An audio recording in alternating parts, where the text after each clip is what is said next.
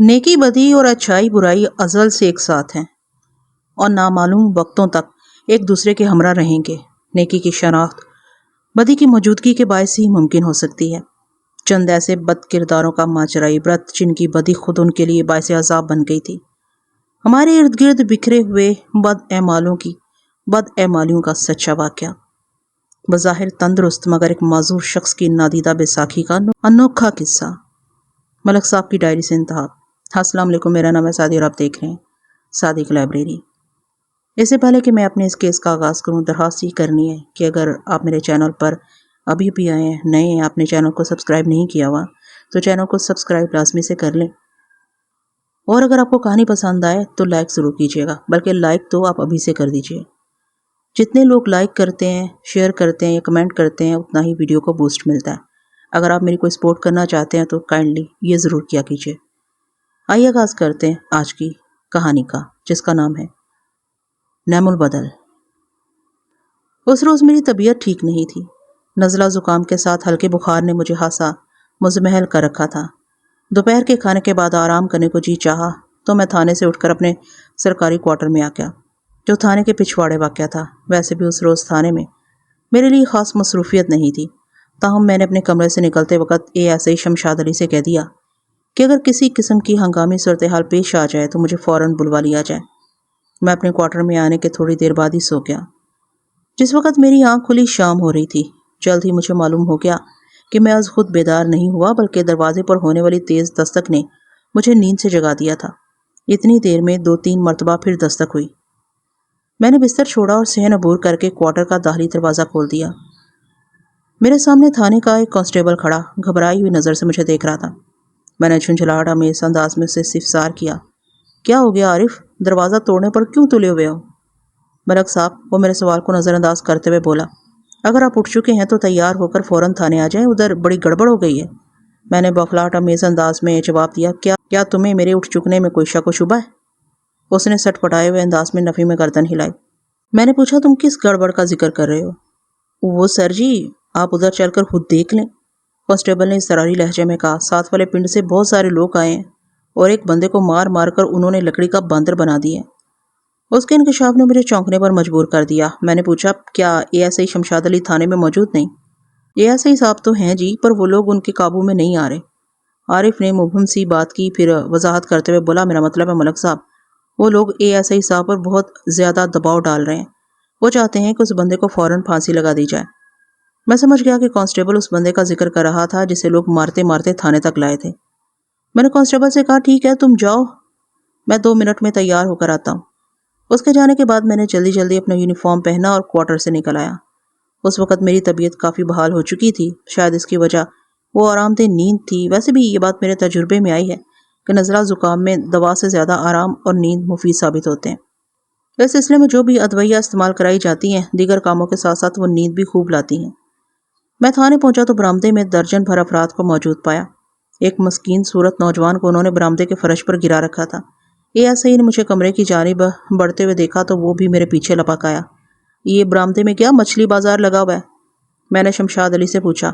ملک صاحب، یہ لوگ ساتھ والے گاؤں سلطان پورہ سے آئے ہیں، ایسے ہی نے بتایا۔ چودھری سلطان کا قتل ہو گیا ہے، قاتل کو وہ پکڑ کر اپنے ساتھ لے آئے ہیں۔ اچھا، وہ بیچارہ سا بندہ؟ وہ بیچارہ نہیں ہے تھانے دار صاحب، اسی وقت ایک بپھرے ہوئے شخص نے اندر آتے ہوئے کہا، اس بدبخت نے بڑے چودھری صاحب کو قتل کر دیا ہے۔ اس شخص کے ساتھ ہی 3-4 افراد بھی میرے کمرے میں آ گئے تھے۔ ان سب کے چہرے تنے ہوئے تھے۔ مجھ سے بات کرنے والا خوش لباس اور رکھ رکھاؤ سے خاصا معتبر نظر آتا تھا۔ اس کی عمر 27-28 سال رہی ہوگی۔ باقی سب اس کے پیچھے بادب باملاحظہ کھڑے تھے، جن میں ایک قداور شخص بھی شامل تھا۔ میں نے اسی نمایاں شخص کو مخاطب کرتے ہوئے پوچھا، آپ کون ہیں؟ میں چودھری ناظر ہوں، وہ سینے پر ہاتھ مارتے ہوئے بولا۔ چودھری سلطان کا بیٹا، میرے باپ کو قتل کیا گیا ہے۔ یہ کب کا واقعہ ہے؟ میں نے پوچھا۔ آج صبح کا، اس نے بتایا، یا پھر کل رات میں کسی وقت انہیں قتل کیا گیا ہے۔ میں نے ٹٹولتی ہوئی نظر سے چودھری ناظر کو دیکھا اور سوال کیا، اتنا بڑا واقعہ پیش آ گیا، صبح سے شام ہو گئی اور تم پولیس کو اطلاع دینے آ پائے ہو؟ سلطان پورہ یہاں سے اتنا دور تو نہیں، مشکل سے آدھے گھنٹے کا فاصلہ ہوگا۔ وہ جی، ہم اس حرام زادے کو تلاش کر رہے تھے، وہ دروازے سے باہر برآمدے کی جانب دیکھتے ہوئے بولا۔ راجہ بڑی مشکل سے ہاتھ آیا اور اسے پکڑ کر ہم سیدھے آپ کے پاس پہنچے۔ کیا راجہ نامی اس نوجوان نے اپنے جرم کا اقرار کر لیا؟ نہیں جی، چودھری ناظر نے بتایا۔ اقبال جرم تو آپ کروائیں گے اس سے۔ تم کس بنا پر اسے قاتل ٹھہرا رہے ہو؟ میں نے قدرے سخت لہجے میں استفسار کیا۔ کیا تم نے خود اپنی آنکھوں سے اسے چودھری سلطان کو قتل کرتے ہوئے دیکھا؟ وہ جس ہوتے ہوئے بولا، میں نے تو نہیں دیکھا جی۔ کسی اور نے دیکھا ہوگا، اس نے نفی میں جواب دیا۔ میں نے کہا، پھر تم اتنے پروسوخ کیوں ہو اس کے قاتل ہونے کے بارے میں؟ یہ کام اس کے سوا کسی اور کا ہو ہی نہیں سکتا۔ ہے اس کی کوئی خاص وجہ؟ وہ چودھری صاحب کو اپنا دشمن سمجھتا ہے۔ اس دشمنی کی کوئی معقول بنیاد بھی ہوگی؟ میں نے پوچھا۔ چودھری ناظر میرے سوالات کے تسلی بخش جواب نہ دے سکا تو میں اس کی طرف سے مشکوک ہو گیا۔ میں نے ایسے ہی شمشاد سے کہہ کر راجہ نامی اس مصیبت زدہ نوجوان کو اپنے کمرے میں بلا لیا۔ وہ میرے اشارے پر ایک چوبی بینچ پر بیٹھ گیا تو میں نے اسے پوچھا، تم نے چودھری سلطان کو کیوں قتل کیا ہے؟ میں نے کسی چودھری وودھری کو قتل نہیں کیا جناب، راجہ نے ہاتھ سے مضبوط لہجے میں جواب دیا۔ ان لوگوں نے مجھ سے اقبال جرم کروانے کے لیے خاصی مار پیٹ کی ہے، مگر میں نے کچھ کیا ہو تو تسلیم کروں نا؟ تم بکواس کرتے ہو، جھوٹ بولتے ہو۔ چودھری ناظر نے قہر آلود نظر سے اسے دیکھا۔ ابا جی کو تم نے قتل کیا ہے؟ میں نے چودھری ناظر کو مخاطب کیا اور کڑے لہجے میں پوچھا۔ اس تھانے کا انچارج میں ہوں، تم نہیں ہو۔ پھر تھانے داری بھی مجھے ہی کرنے دو، میں نے کہا۔ تم ایک شخص کو قاتل کی حیثیت سے پکڑ کر تھانے لے آئے ہو، باقی تحقیق تفتیش کرنا میرا کام ہے۔ اگر تم خاموش نہیں رہ سکتے تو باہر برآمدے میں جا کر بیٹھو۔ میرے انداز نے اس کی چودراہٹ پر کوڑے کا کام کیا تھا۔ وہ سلگتے ہوئے لہجے میں بولا، ملک صفدر حیات، یہ سچ ہے، آپ اس تھانے کے انچارج ہیں، لیکن یہ مت بھولیں کہ میں چودھری سلطان کا بیٹا ہوں اور آپ کا تھانہ ہمارے علاقے سلطان پور ہی میں آتا ہے۔ اس کا باپ قتل ہو گیا تھا، اس حوالے سے مجھے اس سے ہمدردی تھی، تاہم اس کے انداز نے مجھے خاصی تکلیف پہنچائی۔ میں نے کہا، چودھری ناظر، اس خوش فہمی میں نہ رہنا کہ میرا تھانہ تمہارے علاقے میں واقع ہے، بلکہ حقیقت یہ ہے کہ تمہارا گاؤں میرے تھانے کی حدود میں آتا ہے۔ چودھری ناظر کے دائیں ہاتھ پر کھڑے ایک دراز قامت شخص نے ناظر کے کندھے پر ہاتھ رکھتے ہوئے کہا، میں تھانے دار صاحب سے بات کرتا ہوں۔ اس شخص کی عمر 30 کے قریب ہوگی، قد 6 فٹ 4 انچ۔ وہ مضبوط کاٹھی کا مالک ایک صحت مند آدمی تھا۔ آئندہ 10 منٹ تک وہ مجھے یہ سمجھانے کی کوشش کرتا رہا کہ کن وجوہات کی بنا پر راجہ نامی اس نوجوان نے چودھری سلطان کو قتل کیا تھا۔ راجہ کا اصل نام طارق محمود تھا، عمر لگ بھگ 17 سال رہی ہوگی۔ وضاحت کرنے والے شخص کا نام اشرف عرف اچھو معلوم ہوا۔ میں نے اس کی پوری کتھا توجہ سے سنی اور ایسے ہی شمشاد علی سے کہا، تم ملزم کو فی الحال حوالات میں بند کر دو، جس سے پوچھ گچھ بعد میں ہوگی، پہلے ہم جائے وقوع پر جائیں گے۔ Okay sir. یہ ایسے ہی راجہ کو اپنے ساتھ لے کر وہاں سے چلا گیا۔ جب ہم موضع سلطان پورہ پہنچے تو رات کا اندھیرا پھیلنے لگا تھا۔ یہ ایسے ہی میرے ساتھ آیا تھا، اس کے علاوہ 2 سپاہی بھی ہمراہ تھے۔ چودھری ناظر اور اچھو کی میت میں ہم چودھری سلطان کی عالی شان حویلی میں پہنچ گئے۔ ناظر کے رویے میں خاصی تبدیلی آ چکی تھی۔ تھانے میں نظر آنے والی برہمی اب رخصت ہو چکی تھی۔ اس نے خوش اخلاقی سے خاطر تواضع کے بارے میں پوچھا تو میں نے سختی سے منع کر دیا۔ نہیں چودھری ناظر، یہ ایسا موقع نہیں ہے کہ ہم کھانے پینے بیٹھ جائیں، مجھے فوراً وقوع پر لے چلو۔ اس بات میں سر ہلاتے ہوئے مجھے ایک کشادہ کمرے میں لے آیا۔ اپنی آرائش اور ترتیب سے وہ خوابگاہ دکھائی دیتی تھی۔ ایک بڑے سے پلنگ کی جانب اشارہ کرتے ہوئے چھوٹے چودھری ناظر نے بتایا، یہ پڑی ہے ابا جی کی لاش۔ میں نے دیکھا ایک سفید چادر کے نیچے کوئی انسانی جسم موجود تھا۔ میں نے آگے بڑھ کر چودھری سلطان کی لاش کے چہرے سے چادر ہٹا کر اس کا معائنہ کیا۔ چودھری کی شہ رگ کو کسی تیز دھار آلے کی مدد سے کاٹا گیا تھا۔ لاش کے بدن پر لباس موجود تھا، تاہم لباس کا بالائی حصہ خون سے بری طرح داغدار ہو چکا تھا۔ بیشتر مقامات پر خون خشک ہو کر جم گیا تھا۔ اس واردات کو کم از کم 12 گھنٹے گزر چکے تھے۔ میں نے چادر کو لاش پر سے کھینچ کر اچھی طرح معائنہ کیا، پلنگ کے دائیں بائیں اور نیچے بھی نگاہ دوڑائی۔ میرا ذہن الجھ کر رہ گیا۔ پلنگ کے آس پاس یا نیچے کہیں بھی خون کا ایک قطرہ مجھے دکھائی نہیں دیا۔ جب کسی انسان کی گردن کاٹ کر اسے ہلاک کیا جاتا ہے تو وہ ذبح کیے ہوئے بکرے کے مانند تڑپتا پھڑکتا ہے، جس سے چاروں جانب خون کے چھینٹے پھیل جاتے ہیں۔ میں نے اپنی الجھن کے سبب چودھری ناظر سے سوال کیا، کیا تمہارے باپ کو اسی پلنگ پر قتل کیا گیا؟ ناظر نے متذبذب نظر سے اچھو کی طرف دیکھا۔ میں نے محسوس کیا کہ وہ جواب دینے میں کچھ ہچکچاہٹ کا مظاہرہ کر رہا تھا۔ اس کے انداز نے میری الجھن کو بڑھا دیا۔ اچھو نے مجھے بتایا، تھانے دار صاحب، دراصل چودھری صاحب کو ان کے ڈیرے پر قتل کیا گیا ہے۔ ہم بعد میں ان کی لاش کو اٹھا کر یہاں حویلی میں لے آئے تھے۔ اچھو کے جواب سے میرے اس شک کی تصدیق ہو گئی کہ چودھری کو اس پلنگ پر موت کے گھاٹ نہیں اتارا گیا ہوگا، تاہم جائے واردات سے لاش کو حویلی میں منتقل کرنا مجھے پسند نہیں آیا۔ میں نے ناظر کی جانب دیکھتے ہوئے قدر سخت لہجے میں دریافت کیا، مقتول کی لاش کو جائے وقوع سے کیوں ہٹایا گیا؟ بس جی، یہاں حویلی میں رونا پیٹنا پڑا ہوا تھا، ہم نے سوچا گھر لے آئے لاش کو، وہ بات بناتے ہوئے بولا۔ میں نے کہا تمہیں معلوم ہے یہ سراسر غیر قانونی حرکت ہے۔ لاش دریافت ہوتے ہی فوراً پولیس کو مطلع کرنا چاہیے تھا، جس میں تم نے 12 گھنٹے کی تاخیر کر دی اور لاش کو اٹھا کر ایک جگہ سے دوسری جگہ منتقل کر دیا۔ اگر تمہارے ساتھ یہ سانحہ نہ ہوا ہوتا تو اس سنگین جرم میں تمہیں میں فوراً بند کر دیتا۔ چودھری بولا، جناب میں نے بتایا نا، ہم راجہ کی تلاش میں مصروف ہو گئے تھے۔ دراصل ہم قاتل کو آپ کے حوالے کر کے آپ کا کام آسان کرنا چاہتے تھے۔ کام جس کا ہو اسی کو اچھا لگتا ہے، میں نے اکھڑے ہوئے انداز میں کہا۔ تم صرف تھانے آ کر واردات کی اطلاع دے دیتے، باقی کام ہم خود کر لیتے۔ تم لوگوں نے متعدد مقامات پر قانون کو ہاتھ میں لیا ہے۔ اشرف عرف اچھو نے کہا، مٹی پاؤ جی، جو ہونا تھا وہ تو ہو چکا۔ اس وقت قاتل آپ کے قبضے میں ہے، آپ کا کام ہلکا ہو گیا۔ اب آپ چودھری ہراں کی لاش کا جائزہ لے کر کام ختم کریں اور راجہ کو پھانسی کے پھندے تک پہنچانے کا بندوبست شروع کر دیں۔ بہت ہی نیک مشورہ ہے تمہارا، میں نے تنزیہ نظر سے اچھو کو دیکھا۔ اگر تمہارے دماغ میں یہ خیال ہے کہ اتنی آسانی سے یہ کام ہو جائے گا تو تم سے زیادہ بے وقوف اور کوئی ہو ہی نہیں سکتا۔ یہ معاملہ یوں ختم نہیں ہو سکتا۔ یہاں سے فارغ ہونے کے بعد میں جائے وقوع کا تفصیلی نقشہ تیار کروں گا، پھر گواہوں کے بیانات ہونا ہے۔ اس کے بعد یہ فیصلہ ہوگا کہ راجہ کو پھانسی کے تختے تک پہنچانے کے لیے کس قسم کے انتظامات کرنا چاہیے۔ ایک لمحے کے توقف سے میں نے اضافہ کیا، فی الحال تو میں لاش کو پوسٹ مارٹم کے لیے بھجوا رہا ہوں۔ لاش کے معائنے کے حوالے سے میں تفصیلی رپورٹ تیار کر چکا تھا۔ میری بات پوری ہوتے ہی ناظر کی حیرت میں ڈوبی ہوئی چیخ سے متشابہ آواز ابھری، پوسٹ مارٹم یعنی چیر پھاڑ؟ ہاں، پوسٹ مارٹم چیر پھاڑ ہی کا دوسرا نام ہے، میں نے ٹھہرے ہوئے لہجے میں کہا، اور یہ چیر پھاڑ ایک قانونی تقاضا ہے جو مفید نتائج حاصل کرنے کے لیے بہت ضروری ہے۔ ناظر نفی میں گردن چٹکتے ہوئے بولا، میں ابا جی کی لاش کی بے حرمتی نہیں ہونے دوں گا، یہ تو ہماری بے عزتی ہے۔ ایک تو ہمارے ساتھ پہلے ہی بہت زیادتی ہوئی ہے، آپ کو چاہیے اپنی پوری توجہ راجہ پر مرکوز کر دیں اور پوسٹ مارٹم کا خیال دل سے نکال دیں۔ میں اس سلسلے میں آپ کی خیر خدمت کرنے کے لیے تیار ہوں۔ ایک لمحے کو مجھے شک گزرا کہ کہیں چودھری سلطان کی موت میں کسی حوالے سے چھوٹے چودھری کا ہاتھ تو نہیں۔ وہ جتنی شدومت سے تفتیش کے راستے میں رکاوٹ پیدا کرنے کی کوشش کر رہا تھا، اس کی بنا پر اس طرف خیال کیا جا سکتا تھا۔ ایسا ہونا بائدز امکان نہیں تھا۔ میں نے چودھری ناظر کی آنکھوں میں آنکھیں ڈال کر کہا، دیکھو چھوٹے چودھری صاحب، پہلی بات تو یہ ہے کہ میں اگر تمہارے ساتھ نرمی کا برتاؤ کر رہا ہوں تو اس کا ہرگز یہ مطلب بھی نہیں کہ تم مجھے ہدایات دینے لگو کہ مجھے کیا کرنا چاہیے اور کیا نہیں کرنا چاہیے، ورنہ لاش کی ایک مقام سے دوسرے مقام پر منتقلی ہی تمہارے لیے بے پناہ مصیبتیں کھڑی کر سکتی ہے۔ دوسری بات یہ ہے کہ پوسٹ مارٹم سے لاش کی بے حرمتی ہوتی ہے، نہ ہی اس کے لواحقین کی بے عزتی۔ اس ملک کا سب سے اہم شخص بھی اگر قتل ہو جائے تو قانوناً اس کا پوسٹ مارٹم ہونا چاہیے، اس لیے تمہارے ابا جی کا پوسٹ مارٹم بھی ہوگا۔ تیسری بات یہ ہے کہ میں اس سلسلے میں یا کسی اور بھی سلسلے میں تمہاری خدمات کی ضرورت محسوس نہیں کرتا۔ میں اپنے طریقے سے کام کرتا ہوں، اس لیے تم اپنے مشوروں کو اپنے پاس ہی رکھو۔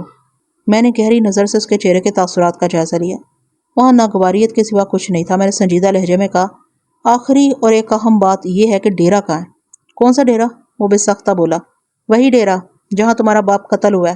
میں نے کہا، میں لاش کو پوسٹ مارٹم کے لیے سرکاری اسپتال بھجوانے کے بعد سیدھا وہاں جاؤں گا، کیا سمجھے؟ وہ تعامل کرتے ہوئے بولا، ڈیرا نزدیک ہی ہے، دریا کے کنارے۔ میں نے اپنے ساتھ آئے ہوئے 2 کانسٹیبلز کو اسپتال روانہ کرنے کے لیے ضروری ہدایات دیں۔ گاؤں ہی سے ایک تانگا منگوایا اور چودھری سلطان کی لاش کو ضلعی اسپتال بھیج دیا۔ اس کام سے فارغ ہونے کے بعد میں ASI شمشاد علی کے ساتھ ڈیرے کی جانب روانہ ہو گیا۔ رہنمائی کے لیے چودھری ناظر اور اچھو ہمارے ہمراہ تھے۔ اچھو سے بات چیت کے دوران میں مجھے معلوم ہوا کہ وہ مقتول چودھری سلطان کا خاص الخاص بندہ تھا اور اس کا زیادہ تر وقت مذکورہ ڈیرے پر ہی گزرتا تھا۔ چودھری اس پر بہت بھروسہ کرتا تھا، کچھ لوگ اسے چودھری کا دایاں بازو بھی کہتے تھے۔ میں نے چھوٹے چودھری ناظر سے استفسار کیا، تم نے طارق عرف راجہ کو کہاں سے پکڑا؟ اس کے گھر سے، اس نے جواب دیا۔ تم پورا دن اسے تلاش کرتے رہے تھے؟ میں نے معنی خیز انداز میں کہا، کیا پہلے تم نے اس کے گھر کا چکر نہیں لگایا تھا؟ وہ اس بات میں سر ہلاتے ہوئے بولا، میں کئی مرتبہ اپنے بندے اس کے گھر بھیجے تھے مگر وہ وہاں نہیں تھا، وہ دن بھر گھر سے غائب رہا، پھر جیسے ہی ہمارے ہتھے چڑھا ہم پکڑ کر آپ کے پاس لے آئے۔ میں نے پوچھا، کیا راجہ کا گھر بھی سلطان پورہ ہی میں ہے؟ اس نے میرے سوال کا ہاں میں جواب دیا۔ ہم حویلی سے نکل کر پیدل ہی ڈیرے کی سمت چل پڑے تھے کیونکہ ناظر کے مطابق فاصلہ اتنا زیادہ نہیں تھا کہ کسی سواری کے انتظام کی ضرورت پیش آتی۔ میں نے پوچھا، ناظر اس وقت رات کا اندھیرا پوری طرح پھیل چکا ہے، کیا ڈیرے پر روشنی کا ایسا بندوبست ہے کہ میں بآسانی وہاں کا جائزہ لے سکوں؟ ناظر کی بجائے اچھو نے جواب دیا، آپ فکر نہ کریں، روشنی کا انتظام ہو جائے گا۔ میں نے کسی کو مخاطب کیے بغیر خیال افروز انداز میں کہا، چودھری سلطان کی لاش کو دیکھ کر یہی اندازہ ہوتا ہے کہ اسے کسی تیز دھار آلے کی مدد سے قتل کیا گیا، کسی خنجر یا چھرے وغیرہ سے۔ چودھری ناظر نے کہا میرا بھی یہی خیال ہے۔ میں نے اسے پوچھا کیا تم نے آلہ قتل برآمد کروا لیا؟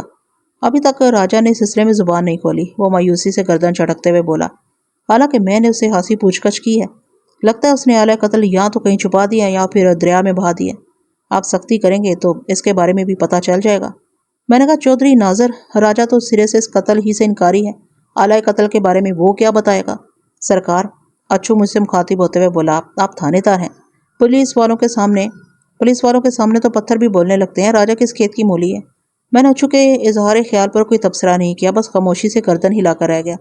جب ہم گاؤں کی آبادی سے باہر نکلنے لگے تو اچانک ایک عورت اندھیرے میں سے نمودار ہو کر ہمارے سامنے آ گئی۔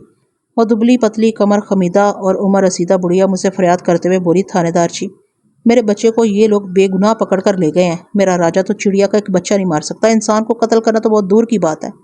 چودھری ناظر نے غصیلی نظر سے اس بڑھیا کو دیکھا اور کہا، بختو، میں تمہارے بیٹے کو تم سے زیادہ جانتا ہوں، ہٹ جا پرے، ہمارا راستہ کھوٹا نہ کر۔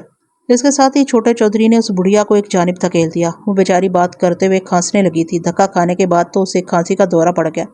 اس کی سانس بہت تشویشناک انداز میں چل رہی تھی۔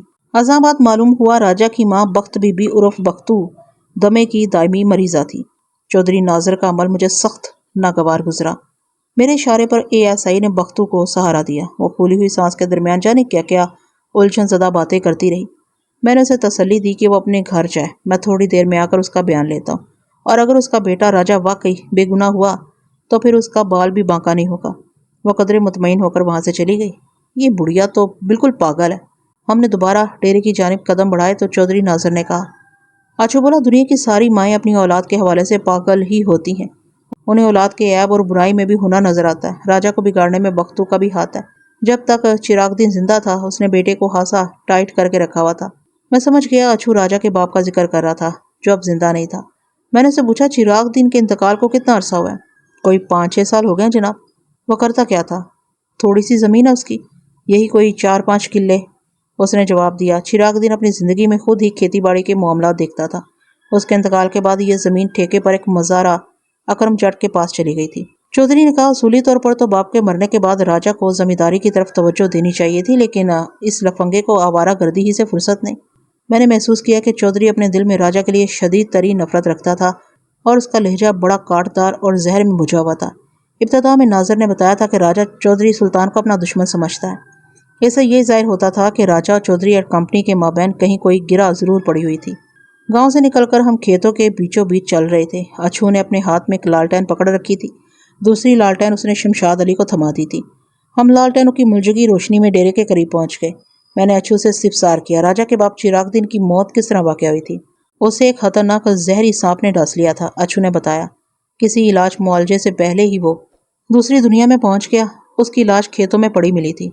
میں نے افسوسناک انداز میں سر ہلانے پر اکتفا کیا، پھر تھوڑی دیر بعد پوچھا، راجہ کے اور کتنے بہن بھائی ہیں؟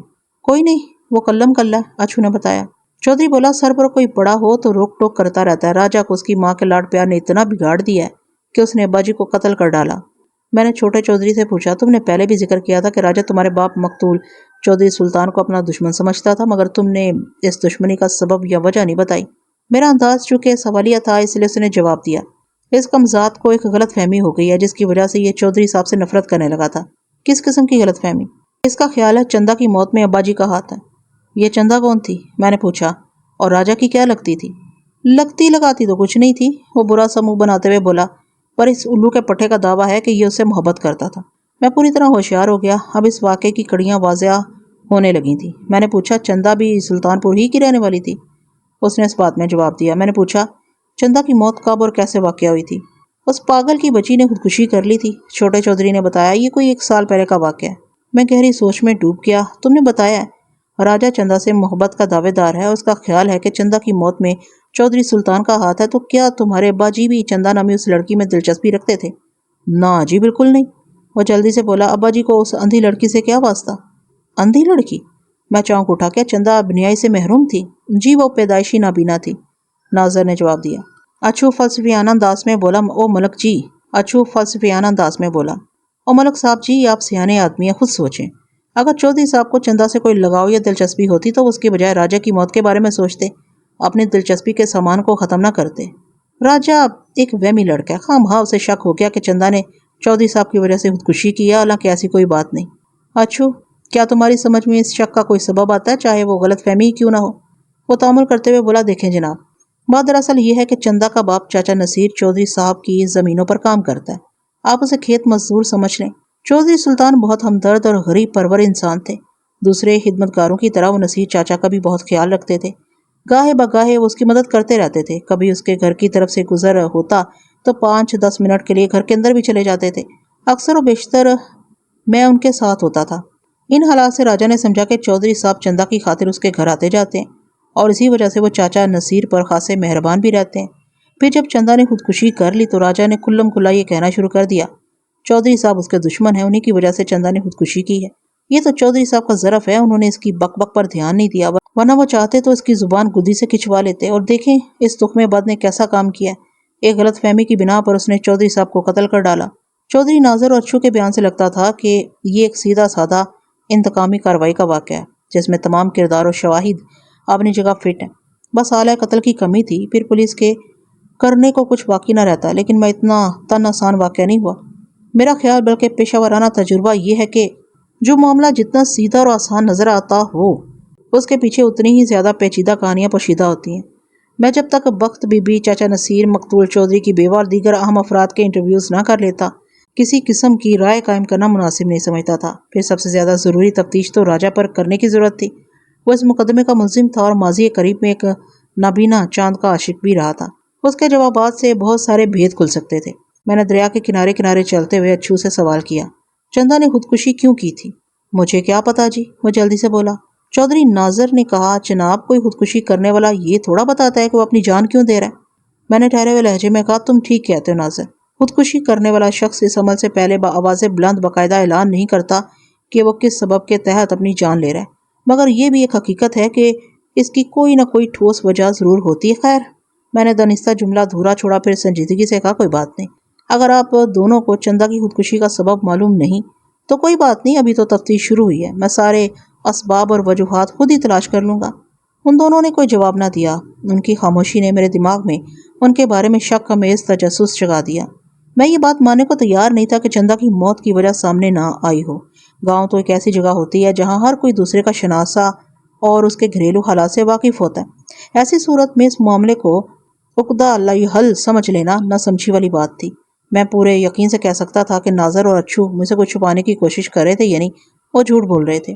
اس سوچ کے ساتھ ہی ذہن میں یہ سوال ابھرتا تھا، کہیں یہ دونوں یا ان میں سے کوئی ایک چودھری سلطان کے قتل میں ملوث تو نہیں۔ تفتیش کی گاڑی شک کے پیٹرول سے چلتی ہے۔ میں اس گاڑی میں ایندھن بھرے بغیر آگے نہیں بڑھ سکتا تھا۔ مقتول چودھری سلطان کا ڈیرا اچھی خاصی رہائش گاہ تھی۔ ایک وسیع اور ریز احاطے میں 4 کمرے بنے ہوئے تھے، 2-2 کی صورت میں۔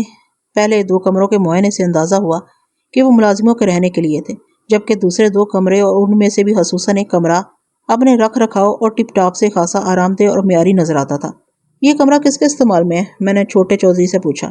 اس نے سوالیہ نظر سے اچھو کو دیکھا۔ اچھو نے جلدی سے کہا، اس کے ساتھ والے کمرے میں میں رہتا ہوں۔ میں نے ساتھ والے کمرے کے بارے میں نہیں پوچھا، میں نے اسے گھورا، اس کمرے کے بارے میں سوال کیا۔ اس کے ساتھ ہی میں نے کمرے کے فرش کی جانب اشارہ بھی کیا۔ وہ صورتحال کو سنبھالتے ہوئے بولا، یہ کمرہ عام طور پر بند ہی رہتا ہے، البتہ کبھی کبھار چودھری صاحب یہاں رات گزارنے آ جاتے تھے۔ کیا چودھری سلطان گزشتہ رات بھی اسی کمرے میں موجود تھا؟ جی تھانے دار صاحب، اس نے جواب دیا۔ اس کا مطلب ہے قتل بھی اسی کمرے میں ہوا ہے۔ آپ کا اندازہ بالکل درست ہے، وہ بولا، پھر ایک آرام دہ پلنگ کی جانب اشارہ کرتے ہوئے بتایا، ان کی خون آلود لاش یہاں پڑی ملی تھی۔ میں نے ASI کی مدد سے لالٹینوں کی روشنی میں بڑی باریک بینی سے اس کمرے کا جائزہ لیا۔ ڈیرے پر 2-3 لالٹینیں پہلے سے موجود تھیں، اس لیے کمرے کے اندر اچھی خاصی روشنی ہو گئی تھی اور مجھے اپنے کام میں کسی قسم کی دشواری کا سامنا نہیں پیش آ رہا تھا۔ اس کمرے کا سائز 12 بائی 15 فٹ ہوگا۔ ایک دروازہ اور 2 چوبی کھڑکیاں دیواروں میں نصب تھی۔ کمرے کے اندر ایک بڑے آرام دہ پلنگ کے علاوہ ایک چھوٹا صوفہ سیٹ، 4 کرسیاں اور ایک میز بھی موجود تھی۔ ایک دیوار کے ساتھ کپڑوں والی الماری بھی نظر آ رہی تھی۔ وہ ایک ایسا کمرہ تھا جسے بیک وقت ٹرنک روم اور بیڈ روم کہا جا سکتا تھا۔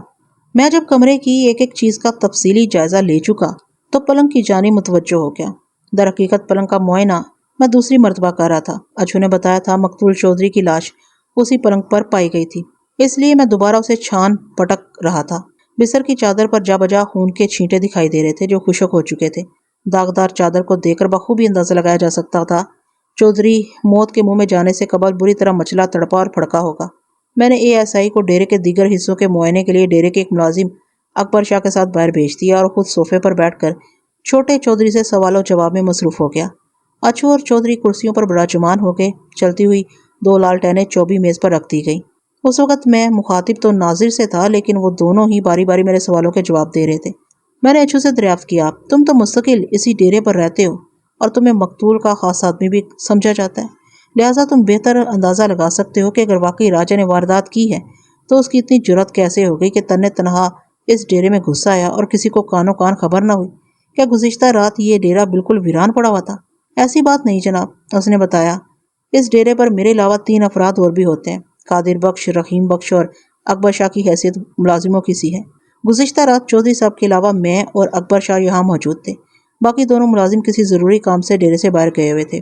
اکبر شاہ یہی بندہ ہے جسے ابھی آپ نے ASI کے ساتھ باہر بھیجا ہے۔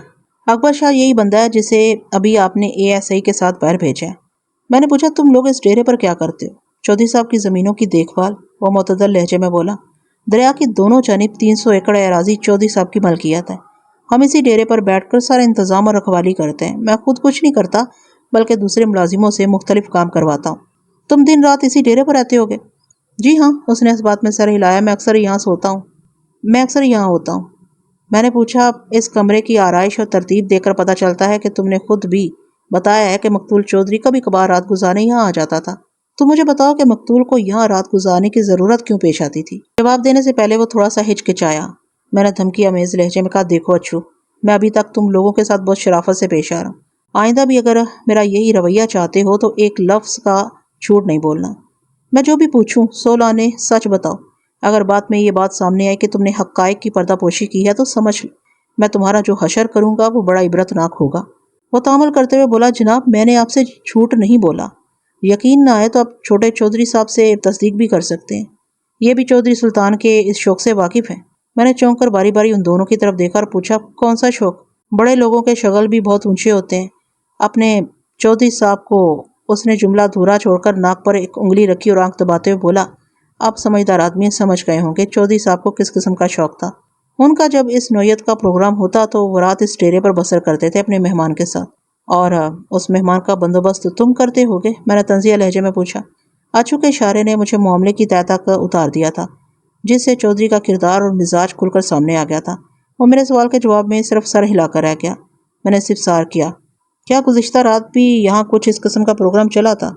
اس نے دوبارہ اس بات میں گردن ہلا دی۔ میں نے پوچھا، پچھلی رات تم چودھری سلطان کی خاطرداری کے لیے کسے لے کر آئے تھے؟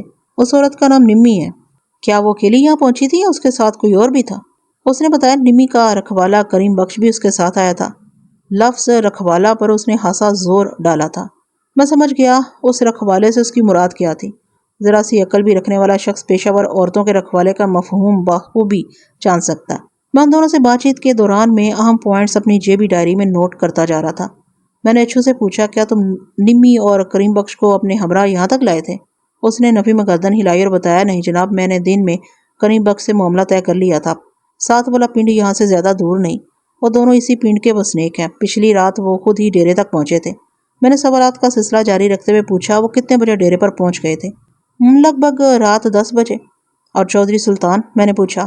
چودھری صاحب تقریباً 11 بجے آئے تھے۔ میں نے مزید سوال کیا، وہ دونوں آج صبح کتنے بجے ڈیرے سے روانہ ہوئے تھے؟ میں اس بارے میں کچھ نہیں جانتا، اچھو سادگی سے بولا۔ جب میں سو کر اٹھا تو وہ دونوں ڈیرے پر موجود نہیں تھے۔ میں نے پرسوچ انداز میں کہا، موجود نہیں تھے کا ایک ہی مطلب ہے، وہ جا چکے تھے۔ پھر میں نے اسے پوچھا، تم آج صبح کتنے بجے جاگے تھے؟ میرا خیال اس وقت 6 بجے ہوں گے، اس نے بتایا۔ میں نے کہا، تم مقتول چودھری کے اس شوق میں اس کے سب سے بڑے رازدار تھے۔ تم یہ بات بخوبی جانتے ہوگے کہ اس کی تفریح تباہ کی خاطر یہاں آنے والیاں عموماً دوسرے روز کب یہاں سے واپس جاتی تھی؟ صبح اجالا پھیلتے ہی وہ یہاں سے روانہ ہو جاتی ہیں۔ میں نے اچانک سوال کیا، تمہیں کیسے پتا چلا کہ چودھری سلطان کو قتل کر دیا گیا ہے؟ وہ چند لمحے سوچنے کے بعد بولا، چودھری صاحب صبح جلدی اٹھنے کے عادی تھے۔ جب وہ ڈیرے پر قیام کرتے تھے تو ہم دونوں صبح سیر کے لیے کھیتوں میں دور تک نکل جاتے تھے۔ آج صبح جب میں نے چودھری صاحب کو بیدار ہوتے نہ دیکھا تو مجھے حیرت ہوئی۔ لگ بھگ 7 بجے میں ان کے کمرے کے اندر جا کر دیکھا تو پتہ چلا کسی نے بڑی بے دردی سے انہیں قتل کر دیا ہے۔ پھر تم نے کیا کیا؟ میں نے حویلی جا کر سب سے پہلے چودھری ناظر کو اس واقعے کی اطلاع دی۔ وہ اپنے ساتھ بیٹھے ہوئے چھوٹے چودھری کی طرف دیکھتے ہوئے بولا۔ اس کے تھوڑی دیر بعد ہی ہر طرف چودھری صاحب کے قتل کی خبر پھیل گئی۔ میں نے چودھری ناظر کو مخاطب کرتے ہوئے پوچھا۔ اچھو کی زبانی جو حالات سامنے آئے ہیں ان سے تو یہی ظاہر ہوتا ہے کہ چودھری سلطان کے قتل میں نمی یا اس کے رکھوالے کا ہاتھ ہو سکتا ہے۔ پھر تم پورا دن لٹ لے کر راجہ کے پیچھے کیوں گھومتے رہے؟ جناب یہ پیشہ ور لوگ اتنی جرات نہیں کر سکتے، وہ حقارت آمیز لہجے میں بولا۔ ہمارے ٹکڑوں پر پلنے والے اس حد تک جانے کا سوچ بھی نہیں سکتے۔ ویسے نمی اور کریم بخش میری پہنچ میں ہیں، اگر اس حوالے سے وہ مشکوک ثابت ہوئے تو میں ان کی کھال نچوا کر پورے جسم پر مرچوں کا چھڑکاؤ کرا دوں گا۔ راجہ کی طرف میرا دھیان پھر ایک لمحے کو وہ خاموش ہوا اور ٹھہرے ہوئے لہجے میں بولا۔ راجہ کی طرف میرا دھیان اس لیے گیا تھا کہ وقوع کی رات اسے ڈیرے کے آس پاس دیکھا گیا تھا اور اس نے چودھری صاحب کے بارے میں پوچھ گچھ بھی کی تھی۔ چھوٹے چودھری کی آخری بات نے مجھے چونکنے پر مجبور کر دیا۔ میں نے اضطراری لہجے میں دریافت کی، راجہ کو کس نے ڈیرے کے قرب و جوار میں دیکھا تھا اور تمہارے ابا جی کے بارے میں وہ کس شخص سے پوچھ پرتیت کر رہا تھا؟ اکبر شاہ سے، ناظر کی بجائے اچھو نے جواب دیا۔ اکبر نے اسے ڈانٹ ٹپٹ کر کے یہاں سے بھگا دیا تھا۔ کل کا دن اور رات تم دونوں ہی اس ڈیرے پر تھے نا؟ میں نے کچھ سوچتے ہوئے پوچھا۔ تم اور اکبر شاہ؟ ہاں جی ہم دونوں ہی تھے، اس نے جواب دیا۔ میں نے پوچھا جب آج صبح نمی اور اس کا رکھوالا ڈیرے سے روانہ ہوئے تو اکبر شاہ کہاں تھا؟ وہ شاید زمینوں کی طرف گیا ہوا تھا، اچھو نے بتایا۔ ویسے آپ خود اسے بلا کر پوچھ لیں۔ اچھو کی بات ختم ہوتے ہی اکبر شاہ ASI شمشاد علی کے ہمراہ کمرے میں داخل ہوا اور مجھ پر نظر پڑتے ہی اس نے کہا، ملک صاحب میں نے ڈیرے کے باقی 3 کمرے اور پورا صحن اچھی طرح دیکھ لیے، کسی قسم کی کوئی قابل اعتراض شے برآمد نہیں ہوئی۔ آلہ قتل کا کوئی سراغ ملا؟ نہیں جناب، کوئی خنجر یا چھرا بھی ہاتھ نہیں لگا۔ ویسے، میں نے جلدی سے پوچھا، ویسے کیا؟ میرا خیال ہے ہمیں کل دن کی روشنی میں ڈیرے کے گرد و نواح کا تفصیلی جائزہ لینا چاہیے۔ لالٹینوں کی روشنی میں کی گئی تفتیش سے میں پوری طرح مطمئن نہیں ہوں، وہ اپنے تذبذب کی وضاحت کرتے ہوئے بولا۔ میں نے کہا، بالکل بالکل، یہ تو میرے پروگرام میں شامل ہے۔ ہم نہ صرف ڈیرے کے قرب و جوار کا بلکہ ایک مرتبہ پھر ڈیرے کے اندرونی حصے کا بھی تنقیدی معائنہ ضرور کریں گے۔ فی الحال جو ممکن تھا وہ کارروائی ہم نے کر ڈالی ہے۔ پھر میں اکبر شاہ نامی اس شخص کی طرف متوجہ ہو گیا۔ اکبر شاہ کی عمر لگ بھگ 25 سال رہی ہوگی۔ وہ ایک دراز قامت اور صحت مند شخص تھا۔ اس کے لیے سب سے زیادہ موزوں لفظ گبرو ہو سکتا تھا۔ میں نے اسے مخاطب کرتے ہوئے پوچھا، اکبر شاہ مجھے پتا چلا ہے کہ کل رات تم راجہ سے ملے تھے؟ میں اس سے نہیں بلکہ وہ مجھ سے ملا تھا، وہ جلدی سے ترویدی انداز میں بولا، اور رات نہیں بلکہ شام کا وقت تھا۔ ایک ہی بات ہے، اس سے کچھ فرق نہیں پڑتا، میں نے تائیدی انداز میں کہا۔ پھر پوچھا، اس نے تم سے کس قسم کی باتیں کی تھی؟ وہ بڑے چودھری ہوراں کے بارے میں پوچھ رہا تھا۔ مثلاً کیا پوچھ رہا تھا؟ وہ جاننا چاہتا تھا چودھری صاحب اس وقت ڈیرے پر ہے یا نہیں۔ اس نے بتایا جب میں نے اس کے سوال کا کوئی واضح جواب نہیں دیا تو وہ پوچھنے لگا، چودھری صاحب اگر یہاں موجود نہیں تو پھر کب آئیں گے؟ تم نے اسے یہ بھی نہیں بتایا ہوگا، میں نے کہا۔ سوال ہی پیدا نہیں ہوتا جناب، وہ جوشیلے انداز میں بولا۔ یہ بات مجھے پتا ہے، راجہ چودھری صاحب کو اپنا دشمن سمجھتا تھا، اور سچی بات بتاؤں اگر آپ یقین کریں تو۔ بات ختم کر کے اس نے سوالیہ نظروں سے مجھے دیکھا۔ میں نے کہا، ہاں کہو، میں ہر سچی بات پر فوراً یقین کر لیتا ہوں۔ سولہ نے کھری اور حق بات تو یہ ہے کہ اس وقت تک مجھے یہ معلوم نہیں تھا کہ آج کی رات چودھری صاحب ڈیرے پر گزاریں گے، وہ گہری سنجیدگی سے بولا۔ پھر میں بھلا کس طرح راجہ کو اس بارے میں کچھ بتا سکتا تھا؟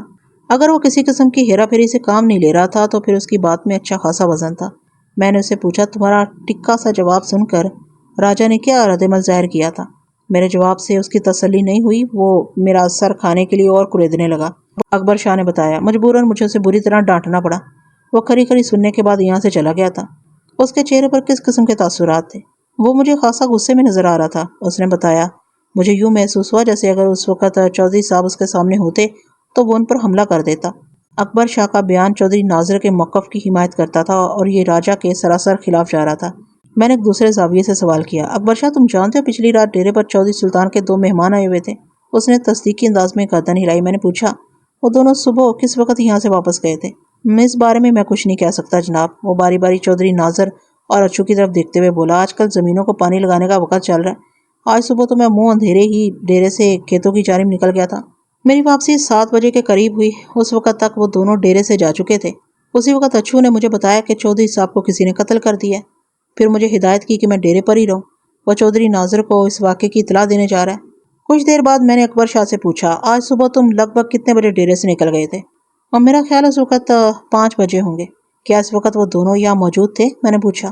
وہ جس بس ہوتے ہوئے بولا، پتہ نہیں جناب، کریم بخش تو میرے ساتھ والے کمرے میں رات کو سویا تھا، اور نمی تھوڑا سا توقف کر کے اس نے کنکھیوں سے چودھری ناظر کو دیکھ کر بولا، جناب میں نے صبح ڈیرے سے نکلتے وقت کریم بخش والے کمرے میں جھانک کر نہیں دیکھا تھا، اس لیے یقین سے کچھ نہیں کہہ سکتا۔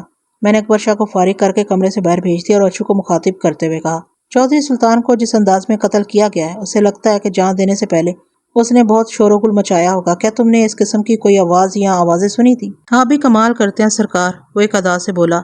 اگر ایسی کوئی آواز میرے کان میں پڑ جاتی تو کیا میں چودھری صاحب کو موت کے منہ میں جانے دیتا؟ پھر وہ چہرے پر گہری افسردگی طاری کرتے ہوئے بولا، میں اس وقت گہری نیند میں تھا۔ یہ بھی تو ممکن ہے چودھری صاحب کو رات کے درمیانی حصے میں قتل کر دیا گیا ہو۔ ابھی تک ہم اس واردات کے وقت کے بارے میں تو کچھ نہیں کہہ سکتے۔ سب پتہ چل جائے گا، میں نے گمبھیر انداز میں کہا۔ پوسٹ مارٹم کی رپورٹ سب کچھ کھول کر رکھ دے گی۔ اس بات کی تصدیق ہو جائے گی کہ چودھری سلطان کو کب اور کیسے قتل کیا گیا۔ چودھری ناظر نے کہا، تھانے دار صاحب آپ بھی خواہ مخواہ لمبے چکروں میں پڑ گئے۔ قاتل میں نے آپ کے حوالے کر دیا، آپ اس کے خلاف رپورٹ تیار کر کے اسے عدالت کے حوالے کریں۔ چھوٹے چودھری جی، میں نے سنجیدگی سے اسے مخاطب کیا، میں پہلے بھی تمہیں بتا چکا ہوں کہ مجھے میرا کام سکھانے یا سمجھانے کی کوشش نہ کرو، اور میں جن لمبے چوڑے چکروں میں پڑ گیا ہوں نا، تم دیکھنا اس کے نتائج بھی کیسے وسیع اور عریض برآمد ہوتے ہیں۔ وہ برا سا منہ بنا کر رہ گیا۔ ڈیرے پر اب میرا کوئی کام نہیں رہ گیا تھا۔ جائے واردات کا مکمل نقشہ میں پہلے ہی تیار کر چکا تھا۔ خون آلود بستر کی چادر اور دیگر ضروری اہم اشیاء کو ہم نے اپنے قبضے میں کیا اور وہاں سے واپس گاؤں کی جانب روانہ ہو گئے۔ رات کافی بیت چکی تھی، اس لیے میں نے اہم افراد کے بیانات کو دوسری صبح پر چھوڑ دیا۔ ویسے بھی ایسے وقت میرے سر میں دوبارہ درد شروع ہو گیا تھا۔ میں نے چودھری ناظر اچھو اور اکبر شاہ سے ضروری پوچھ تاچھ کر لی تھی۔ گاؤں سے رخصت ہوتے وقت میں نے چودھری ناظر سے کہا، تمہارے ذمے میں ایک کام لگا رہا ہوں۔ وہ بولا، کس قسم کا کام جناب؟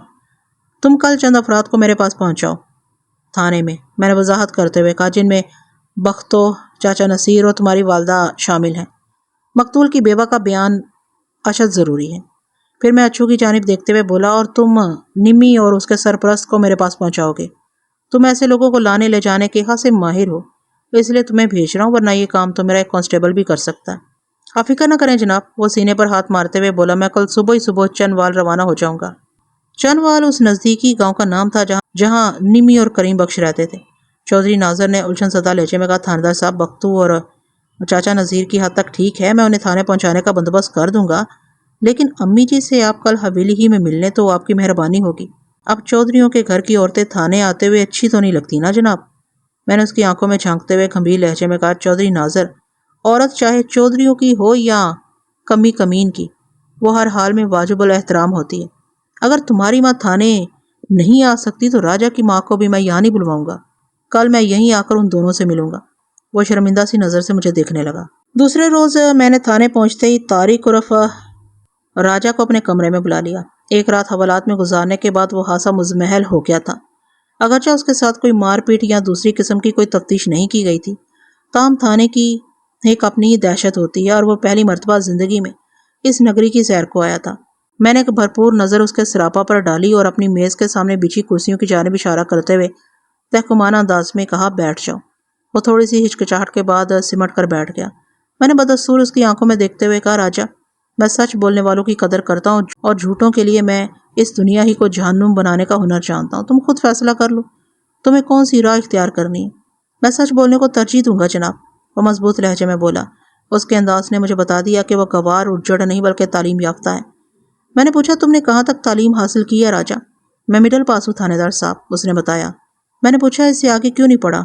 بس جی، حالات نے اجازت اور موقع ہی نہیں دیا، وہ شکستہ دلی سے بولا۔ ایک تو سلطان پور میں کوئی ہائی اسکول نہیں، دوسرے والد صاحب کے انتقال کے بعد میرا دل ہی ٹوٹ گیا تھا۔ کسی کو کیا کہیں جب انسان کا نصیب ہی خراب ہو تو۔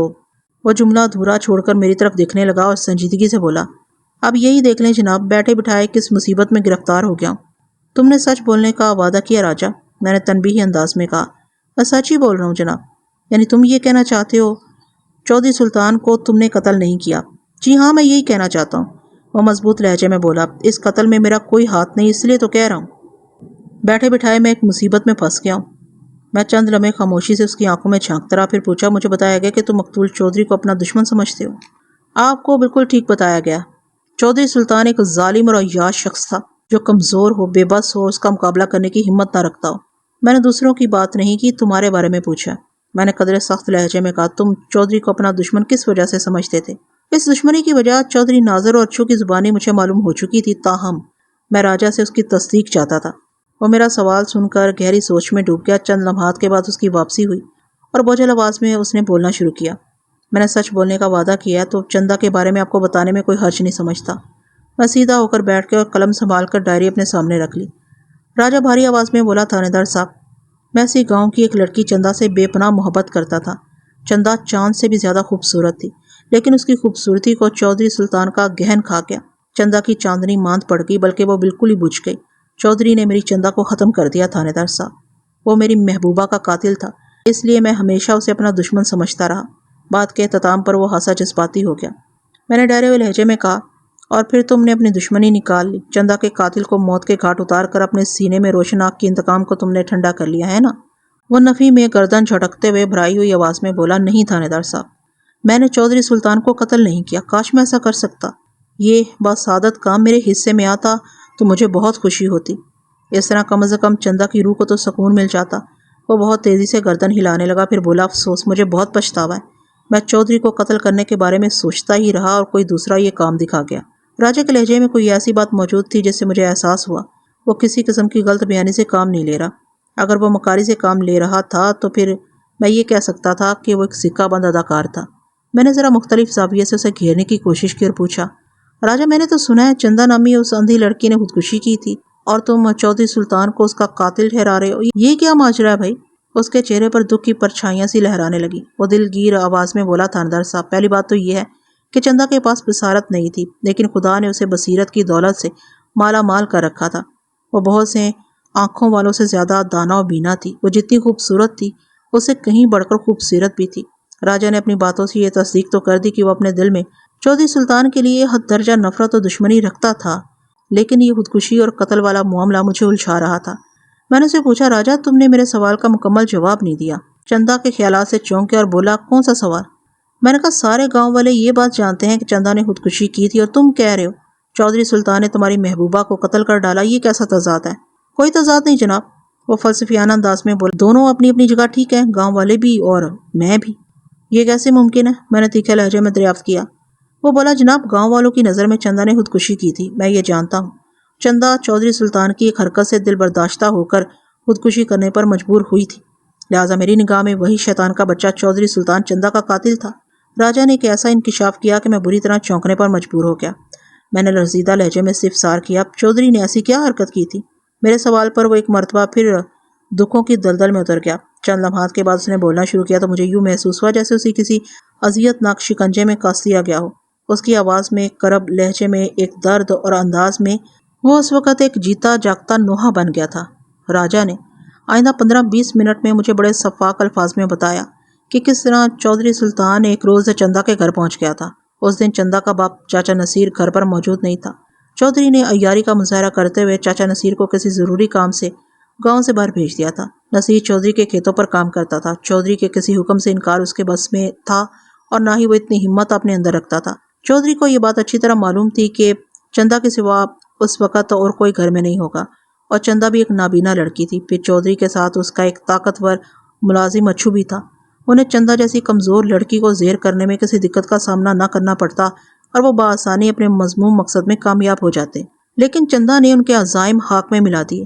بنیائی نہ ہونے کے سبب اس کی چھٹی حص بہت زیادہ بڑھ گئی تھی۔ جب چودھری وغیرہ نے زبردستی سے کام لینا چاہا تو وہ بفر گئی اور چیخ چیخ کر اس نے سارا گاؤں سر پر اٹھا لیا۔ شور سن کر کوئی درجن بھر افراد چاچا نصیر کے گھر میں گھس گئے اور چودھری کو اپنے ہواری کے ساتھ وہاں سے فرار ہونا پڑا۔ اس وقتی چھینا چھپٹی کے دوران چندا کا لباس تار تار ہو چکا تھا۔ اس کی عزت تو محفوظ رہی، تاہم اس کی برہنگی گاؤں والوں کی نگاہ سے پوشیدہ نہ رہ سکی۔ اس احساس کے خنجر نے چندا کا سینہ گود ڈالا کہ گاؤں کے متعدد افراد نے وہ زدو ہی اس لڑکی اپنی اس بے حرمتی کو برداشت نہ کر سکی اور اسی رات اس نے خودکشی کر لی۔ بیان ختم کرنے کے بعد راجا نے بھرائی ہوئی آواز میں مجھ سے استفسار کیا، بولے، تھانے دار صاحب، چندا کا قاتل کون ہے، چودھری سلطان یا وہ خود؟ اس کے سوال میں بڑی شدت تھی، ایسی شدت جو چٹانوں کو شک کر دے۔ میں نے کوئی جواب دینے کی بجائے حیرت انگیز انداز میں کہا، مجھے یقین نہیں آ رہا، اتنی بڑی حقیقت کو گاؤں والے کس طرح چھپا رہے ہیں؟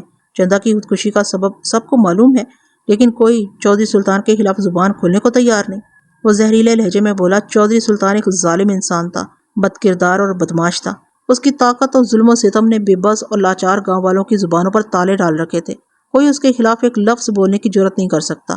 لیکن چندا کی خودکشی کا واقعہ کوئی معمولی بات نہیں۔ میں نے کہا، تم نے بتایا کہ اس روز گاؤں کے لاتعداد افراد نے چندا کی قسم پرسی کا منظر دیکھا تھا اور چودھری کو اس کے ہواری اچھو کے ساتھ جائے وقوع سے فرار ہوتے ہوئے بھی سب نے دیکھا تھا۔ کسی ایک کا لہو تو اچھلنا چاہیے، کسی کی غیرت کو تو جوش مارنا چاہیے۔ ہاں، غیرت اور تحقیر آمیز لہجے میں بولا، یہ سب کھوکھلے اور بےمعنی الفاظ ہیں تھانے دار صاحب۔ بڑے لوگوں کی غیرت صرف اپنے خون کے لیے جوش مارتی ہے، دوسروں کا لہو تو محض عیاشی کے لیے ہوتا ہے۔ اب دیکھ لیں، اس واقعے کے درجنوں عینی شاہدین ہیں، اس کے باوجود بھی نہ کہیں رپورٹ درج ہوئی اور نہ ہی کوئی پرچہ کٹا۔ چودھری سلطان اپنی مونچھوں کو تاؤ دیتے ہوئے ویسے ہی آن بان کی زندگی گزارتا رہا جیسے کچھ ہوا ہی نہ ہو۔ ایک اندھی لڑکی نے اس کے ستم کے ہاتھوں اپنی جان لے لی، از خود موت کو گلے لگا لیا۔ اس کے نزدیک کوئی خاص بات نہیں بلکہ عام سی بات تھی۔ اس نے خود اپنے ہاتھوں سے جانے کتنے انسانوں کو موت کے گھاٹ اتارا ہوگا۔ لگتا ہے اس تھانے میں آپ کو زیادہ عرصہ نہیں ہوا، اسی لیے چودھری سلطان کے بارے میں آپ زیادہ نہیں جانتے۔ تمہارا اندازہ بالکل درست ہے، میں نے کہا۔ میں 6 ماہ پہلے اس تھانے میں تعینات ہوا ہوں۔ سلطان پور کا یہ پہلا کیس میرے ہاتھ آیا ہے۔ راجہ بڑے دل گرفتہ انداز میں چندہ کی باتیں کرتا رہا۔ تھوڑی دیر بعد میں دوبارہ اپنے اصل موضوع کی طرف لے آیا اسے۔ میں نے معتدل لہجے میں اسے دریافت کیا، راجہ وقوعہ کی رات بلکہ شام تمہیں مقتول چودھری کے ڈیرے کے آس پاس دیکھا گیا تھا، تم وہاں کیا کرنے گئے تھے؟ اس نے شاکی نظر سے مجھے دیکھا اور ٹوٹے ہوئے لہجے میں بولا، لگتا ہے آپ کو میری بے گناہی کا ابھی تک یقین نہیں آیا، آپ مجھے چودھری سلطان کا قاتل ہی سمجھ رہے ہیں۔ میں از خود کچھ بھی طے نہیں کرتا، بلکہ حالات و واقعات کی روشنی میں جو تحقیق و تفتیش کرتا ہوں اسے بہت اہمیت دیتا ہوں اور اسی سے نتائج برآمد کرتا ہوں۔ میں فی الحال نہ تو تمہیں قاتل سمجھ رہا ہوں اور نہ ہی بے گناہ، وقت خود ثابت کر دے گا کہ تم کیا ہو۔ میں نے ٹٹولتی ہوئی نظر سے اس کے چہرے کا جائزہ لیا، اپنے سوال کو دہرایا، تم مذکورہ شام کو چودھری کے ڈیرے کے قریب کیا کر رہے تھے؟ کچھ نہیں کر رہا تھا، وہ قطعیت سے بولا، کیونکہ میں وہاں گیا ہی نہیں تھا۔ تو پھر تم کہاں گئے تھے؟ میں نے پوچھا۔ راجہ نے ایک لمحہ سوچا، پھر پورے اعتماد لہجے میں بتانا شروع کیا، تھانے دار صاحب، آپ جس شام اور رات کا ذکر کر رہے ہیں میں اس وقت اپنے دوستوں کے ساتھ تھا اور خاصی دیر سے گھر واپس آیا تھا۔ تمہارے ان دوستوں کے نام کیا؟ میں نے پوچھا۔ اور تم لوگ اس عرصے کے دوران میں کیا کرتے رہے تھے؟ وہ متعامل انداز میں بولا، میں اس وقت حنیف، رفیق اور نذیر کے ساتھ تھا، ہم آپس میں مل کر تاش کھیل رہے تھے۔ یاد رکھو میں تمہارے ان دوستوں سے تصدیق ضرور کروں گا، شک آپ ان سے ضرور پوچھیں۔ وہ پورے اعتماد لہجے میں بولا، ہم اکثر مل کر تاش کھیلتے ہیں اور سگریٹ نوشی بھی کرتے ہیں۔ تھانے دار صاحب، بس اس کھیل میں وقت کچھ اچھا گزر جاتا ہے، تلخ یادوں سے کچھ دیر کے لیے نجات مل جاتی ہے، اچھا برا تو ہم بھی سمجھتے ہیں۔ میں نے اس موضوع پر اسے بحث و تحسیس کرنا ضروری نہ سمجھا، چپتے ہوئے لہجے میں سوال کیا، تمہیں شام کے وقت گھر سے پکڑ کر تھانے لایا گیا تھا، وہ پورا دن تم گھر سے غائب رہے، کیا تم مجھے بتاؤ گے کہ یہ دن تم نے کہاں گزارا؟ وہ تھوڑے سے تذبذب کے بعد بولا، جب آپ کو سب کچھ بتا دیا تو پھر کیا پردہ؟ اس رات میں نے تاش کھیلتے ہوئے اپنے دوست سے 25 روپے جیتے تھے، لہٰذا دوسرے دن میں دوستوں کے ساتھ گھومنے پھرنے لاہور چلا گیا تھا، جہاں سے شام کو واپسی ہوئی تھی۔ کیا تم اپنے انہی دوستوں کے ساتھ لاہور گئے تھے جن سے تم نے 25 روپے جیتے تھے؟ میں نے اسے پوچھا۔ میرا مطلب ہے حنیف، رفیق اور نذیر کے ساتھ۔ اس نے نفی میں گردن ہلائی اور جواب دیا، نہیں جناب، میرے ساتھ لاہور جانے والے دوستوں کے نام صدیق اور بوٹا ہیں۔ میں نے کہا، میں تمہارے ان دوستوں سے بھی پوچھ گچھ کروں گا۔ وہ ایک مرتبہ پھر بے پرواہی سے بولا، آپ ضرور ایسا کریں، مجھے کوئی فکر نہیں۔ میں نے راجہ کو دوبارہ حوالدار نبی باغ کے حوالے کر دیا۔ تھوڑی دیر بعد یہ ایسے ہی شمشاد علی میرے کمرے میں آ کے اور ہمارے درمیان راجہ سے متعلق گفتگو ہونے لگی۔ وہ بھی اکبر شاہ کے بیان سے سخت حیرت زدہ تھا۔ اس نے کہا، ملک صاحب، ان دونوں میں سے کوئی ایک پکا جھوٹا ہے۔ میں نے کہا، راجہ کے سچ جھوٹ کا فیصلہ کرنے کے لیے ہمارے پاس 5 نام موجود ہیں، حنیف، رفیق، نذیر، صدیق اور بوٹا۔ تم ان سب کو تھانے بلوا لو، اگر راجہ کا بیان درست ثابت ہوا تو پھر اکبر شاہ کو بھی ناپ لیں گے وہ کتنے پانی میں ہے۔ یہ ایسا ہی ضروری کارروائی کے لیے میرے کمرے سے باہر چلا گیا۔ پوسٹ مارٹم کی رپورٹ بہت سادی اور واضح تھی۔ اس رپورٹ کے مطابق چودھری سلطان کو کسی تیز دھار خنجر یا چھرے کی مدد سے ہلاک کیا گیا تھا۔ موت کا وقت صبح 5 اور 7 بجے کے درمیان بتایا گیا تھا۔ یہ وہی وقت تھا جب اکبر شاہ ڈیرے پر موجود نہیں تھا، وہ پانی کے سلسلے میں کھیتوں کی طرف چلا گیا تھا۔ ڈیرے پر اچھو اور چودھری کی موجودگی یقینی تھی، البتہ یہ پتہ چلانے کی ضرورت تھی کہ نمی اور کریم بخش اس وقت تک وہاں سے روانہ ہو چکے تھے یا نہیں۔ گزشتہ رات اچھو نے تھانے آ کر مجھے بتایا کہ چنی وال میں نمی اور کریم بخش سے اس کی ملاقات نہیں ہو سکی، وہ گاؤں سے کہیں باہر گئے ہوئے ہیں۔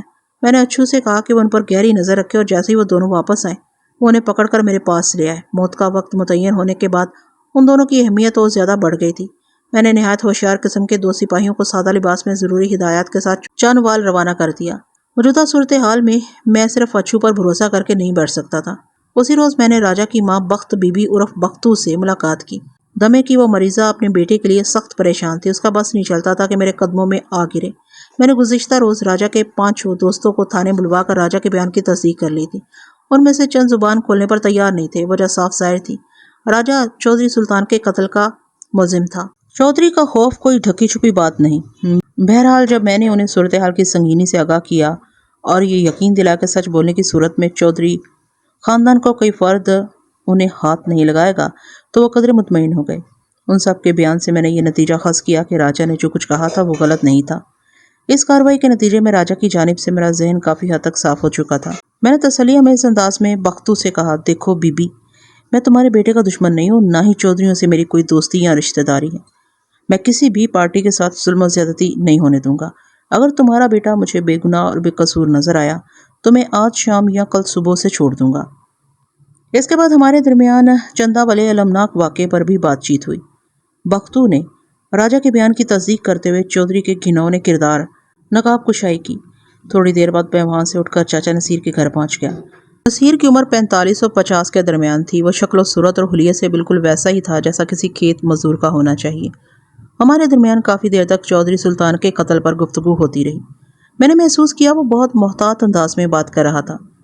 میں نے چودھری کے کردار کے حوالے سے اسے سوال کیا تو وہ سادہ سے لہجے میں بولا، جناب میں کیا کہہ سکتا ہوں، مرنے والی کی برائی نہیں کرنی چاہیے۔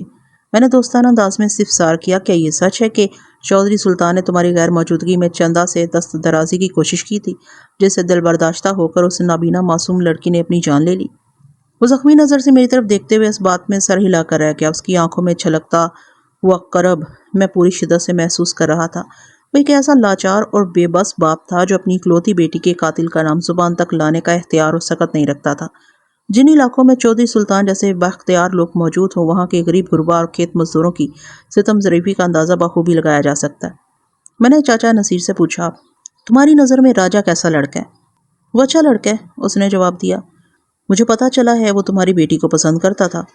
ہاں مجھے بھی پتا چلا تھا، وہ افسوسناک انداز میں گردن ہلاتے ہوئے بولا، مگر بہت بعد میں، جب وقت گزر چکا تھا۔ میری چندا نے بہت جلدی کر دی۔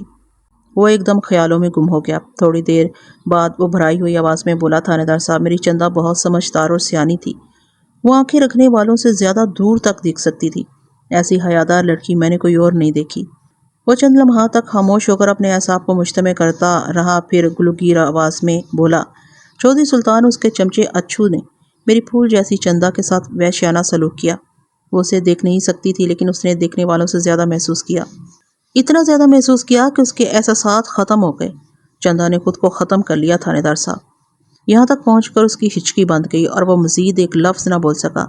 مجھے اس کی زبان سے کچھ اور سننا بھی نہیں تھا۔ چاچا نصیر کے جن زخموں پر کھرینڈ آ چکا تھا، میرے سوالات کے تیز ناخنوں نے انہیں کھرچ ڈالا۔ میرے خیال میں یہ ٹھیک ہی ہوا تھا۔ اس چیر پھاڑ میں اسی کا فائدہ تھا۔ اس کے زخم اوپر سے بند ہوئے تھے اور وہ بھی چودھری سلطان کے ڈر اور خوف سے۔ اندر سے یہ زخم ہرے بھرے تھے اور رفتہ رفتہ خفیہ طریقے سے پھیلتے جا رہے تھے۔ ان زخموں کو بڑھنے اور پھیلنے سے روکنے کی ضرورت تھی، ورنہ ایک روز چاچا نصیر مجسم زخم بن کر رہ جاتا۔ میں نے اس کے زخموں کے کھرینڈ کو کھرچ کر ہمدردی اور خلوص کا مرہم رکھا تو بے اختیار اس کے آنکھوں سے آنسو نکل آئے تھے۔ تھوڑی دیر بعد جب وہ جذباتی ریلے سے سنبھلا تو میں نے اسے پوچھا، چودھری ناظر کا دعویٰ ہے کہ اس کے باپ کو راجا نے قتل کیا ہے۔ وجہ وہ یہی بتا رہا ہے کہ چندا والے واقعے کے بعد سے راجا چودھری سے سخت نفرت کرنے لگا تھا۔ تمہارا اس بارے میں کیا خیال ہے؟ وہ میرے سامنے دونوں ہاتھ جوڑتے ہوئے بولا، میں آپ کو خدا کا واسطہ دے کر یہ درخواست کرتا ہوں کہ ہمارے درمیان ہونے والی باتیں کسی بھی قیمت پر چودھری کی حویلی تک نہیں پہنچنا چاہیے۔ مجھے اسی گاؤں میں رہنا ہے۔ چودھری سلطان نہیں رہا تو کیا ہوا، اس کا بیٹا ناظر تو زندہ ہے نا۔ میں تمہاری مجبوریوں کو سمجھتا ہوں چاچا، اس لیے میری طرف سے تو تم فکر مند نہ ہو، میری وجہ سے تم پر کوئی آنچ نہیں آئے گی۔ اب تم میرے سوال کا جواب دو۔ وہ قدرے مطمئن ہوتے ہوئے بولا، یہ بات بالکل درست ہے کہ راجا چودھری سلطان سے بے پناہ نفرت کرتا تھا، مگر مجھے نہیں یقین کہ اس نے چودھری کو قتل بھی کیا ہو۔ کسی کے خلاف باتیں کرنا اور بات ہے اور کسی کی جان لینا دوسری بات۔ نفرت تو میں بھی چودھری سلطان سے بہت کرتا ہوں، مگر اس کے گریبان کی طرف ہاتھ بڑھانے کی کبھی ہمت نہیں ہو سکی۔ میرا خیال ہے راجا نے چودھری کا قتل نہیں کیا، اسے اس معاملے میں بے گناہ گھسیٹا جا رہا ہے۔ میں نے سنجیدگی سے پوچھا، تمہارے خیال میں چودھری سلطان کا قاتل کون ہو سکتا ہے؟ میں اس سلسلے میں کچھ نہیں کہہ سکتا جناب، وہ معذرت آمیز انداز میں بولا۔ میں چاچا نصیر کے گھر سے باہر نکل آیا۔ چودھری سلطان کا ملازم اکبر شاہ میرے سامنے ہاتھ باندھے کھڑا تھا۔ میں نے ابھی تھوڑی دیر پہلے اسے تھانے بلوایا تھا۔ سلطان پور جا کر مقتول کی بیوہ سے ملنے سے قبل میں اکبر شاہ سے دو ہاتھ کرنا چاہتا تھا۔ اس نے راجا کے حوالے سے جھوٹ بولا تھا، اس بنا پر وہ میرے ذہن میں کھٹکنے لگا تھا۔ اکبر شاہ کی عمر 25 کے قریب تھی اور وہ ایک صحت مند جوان تھا، لیکن اس وقت اس کے چہرے پر وہ شگفتگی اور اعتماد نظر نہیں آ رہا تھا جو 2 روز پہلے میں نے دیکھا تھا۔ شاید یہ تھانے کے ماحول کا اثر بھی ہو، کیونکہ جلاد صورت ایک کانسٹیبل کو میں نے اس کے سر پر مسلط کر رکھا تھا۔ بہادر خان نامی وہ کانسٹیبل تفتیشی معاملات میں بڑا کارآمد ثابت ہوتا تھا۔ مجھے اپنی جانب مسلسل گھورتے دیکھ کر اکبر شاہ نے الجھن زدہ لہجے میں پوچھا، تھانے دار صاحب، آپ نے اچانک مجھے تھانے کیوں بلایا ہے اور آج مجھے اس طرح کھا جانے والی نظروں سے کیوں دیکھ رہے ہیں؟ تم نے کام ہی ایسا کیا ہے، میں کسی اور نظر سے تمہیں دیکھ ہی نہیں سکتا۔ میں نے کیا کیا جناب؟ وہ گڑبڑا گیا۔ تم نے اپنی بیبے کا سر کیا ہے، اور کیا کیا ہے؟ میں نے چنچلائے ہوئے انداز میں کہا۔ وہ مزید الجھ گیا۔ میں کچھ سمجھ نہیں سکا جناب۔ ابھی سمجھاتا ہوں۔ اتنا کہہ کر میں نے بہادر خان کو مخصوص اشارہ کیا۔ اس کے ساتھ ہی میرے کمرے میں اکبر شاہ کی تیز چیخ بلند ہوئی۔ بہادر شاہ نے اس کی پنڈلی کی ہڈی پر اپنے وزنی بوٹ کی نوک سے ایک دھواں دار بوسہ دیا تھا۔ جناب، میرا قصور کیا ہے؟ چیخ کی تکمیل کے بعد اس نے پوچھا۔ میں نے اس کی آنکھوں میں دیکھتے ہوئے کہا، تمہارا قصور یہ ہے کہ تم نے ایک سنگین جھوٹ بولا ہے۔ کون سا جھوٹ؟ وہ بھرپور اداکاری کا مظاہرہ کرنے لگا۔ کانسٹیبل بہادر خان نے میرا اشارہ پا کر اس پر لات مکوں کی بارش کر دی۔ میں نے کانسٹیبل کو ہاتھ روکنے کو کہا اور اکبر شاہ کو اس کے جھوٹ کی تفصیل بتا دی۔ میری بات سننے کے بعد وہ نفی میں سر ہلانے لگا اور غصیلے لہجے میں بولا، جھوٹ میں نے نہیں بلکہ اس شیطان کی اولاد راجہ نے بولا۔ ایک لمحہ رک کر وہ سنجیدہ نظر سے مجھے دیکھنے لگا، پھر مشورہ آمیز لہجے میں بولا، تھانے دار صاحب، راجہ کو آپ کوئی ایویں سا لڑکا نہ سمجھیں۔ وہ بہت چکر باز ہے، میں سمجھ رہا ہوں۔ وہ تفتیش کا رخ موڑنے کے لیے اس قسم کی باتیں کر رہا ہے، آپ اس کے چکر میں نہیں آنا۔ تو میں تمہارے چکر میں آ جاؤں، ہے نا؟ میں نے اسے گھورا۔ میں نے آپ کو کون سا چکر دیا جناب؟ تم یہ اداکاری بند کرو گے یا میں کوئی اسپیشل فارمولہ آزماؤں؟ میں نے اس کے انداز سے سمجھ لیا کہ وہ کہیں کوئی گڑبڑ ضرور کر رہا تھا۔ میرا دل کہہ رہا تھا کہ وہ دروغ گوئی سے کام لے کر کسی اہم بات کو چھپانے کی کوشش کر رہا تھا۔ میں نے راجہ کے دوستوں کے نام گنوائے اور وقوعہ کے روز اس کی مصروفیات کی تفصیل بتانے کے بعد اس سے پوچھا، ہاں بتاؤ، راجہ اس روز تم سے کب اور کہاں ملا تھا؟ میں حنیف، رفیق، نذیر، صدیق اور بوٹا سے ہر قسم کی تصدیق کر چکا تھا۔ وہ پاؤں پٹکتے ہوئے بولا، راجہ اور اس کے تمام دوست جھوٹے ہیں۔ وہ اس روز مجھ سے ڈیرے پر ملا تھا، اس نے چودھری صاحب کے بارے میں بہت سے سوال مجھ سے کیے تھے۔ سب جھوٹے ہیں۔ میں نے دانت کچکچاتے ہوئے غصیلے لہجے میں کہا، صرف ایک تم ہی سچے ہو۔ وہ منت آمیز انداز میں بولا، اب یقین کریں تھانے دار صاحب، میں نے آپ کو سب کچھ ٹھیک ٹھیک بتایا ہے۔ کانسٹیبل بہادر خان نے مجھ سے مخاطب ہوتے ہوئے کہا، ملک صاحب، یہ بندہ لاتوں کا بھوت ہے، آپ کی باتوں سے قابو نہیں آئے گا۔ آپ اسے گھنٹے 2 گھنٹے کے لیے میرے حوالے کر دیں، پھر دیکھیں اس کی زبان کس طرح کھلتی ہے۔ میں نے بہادر خان کی پیشکش کے بعد اکبر شاہ سے پوچھا، کیوں بھائی فنے خان، سچ بولنے کا ارادہ ہے یا تمہیں بہادر خان کے حوالے کیا جائے؟ جناب، اب تک میں نے آپ سے ایک بھی جھوٹ نہیں بولا۔ وہ چہرے پر مکارانہ عاجزی طاری کرتے ہوئے بولا، آپ میری بات کا یقین کیوں نہیں کرتے؟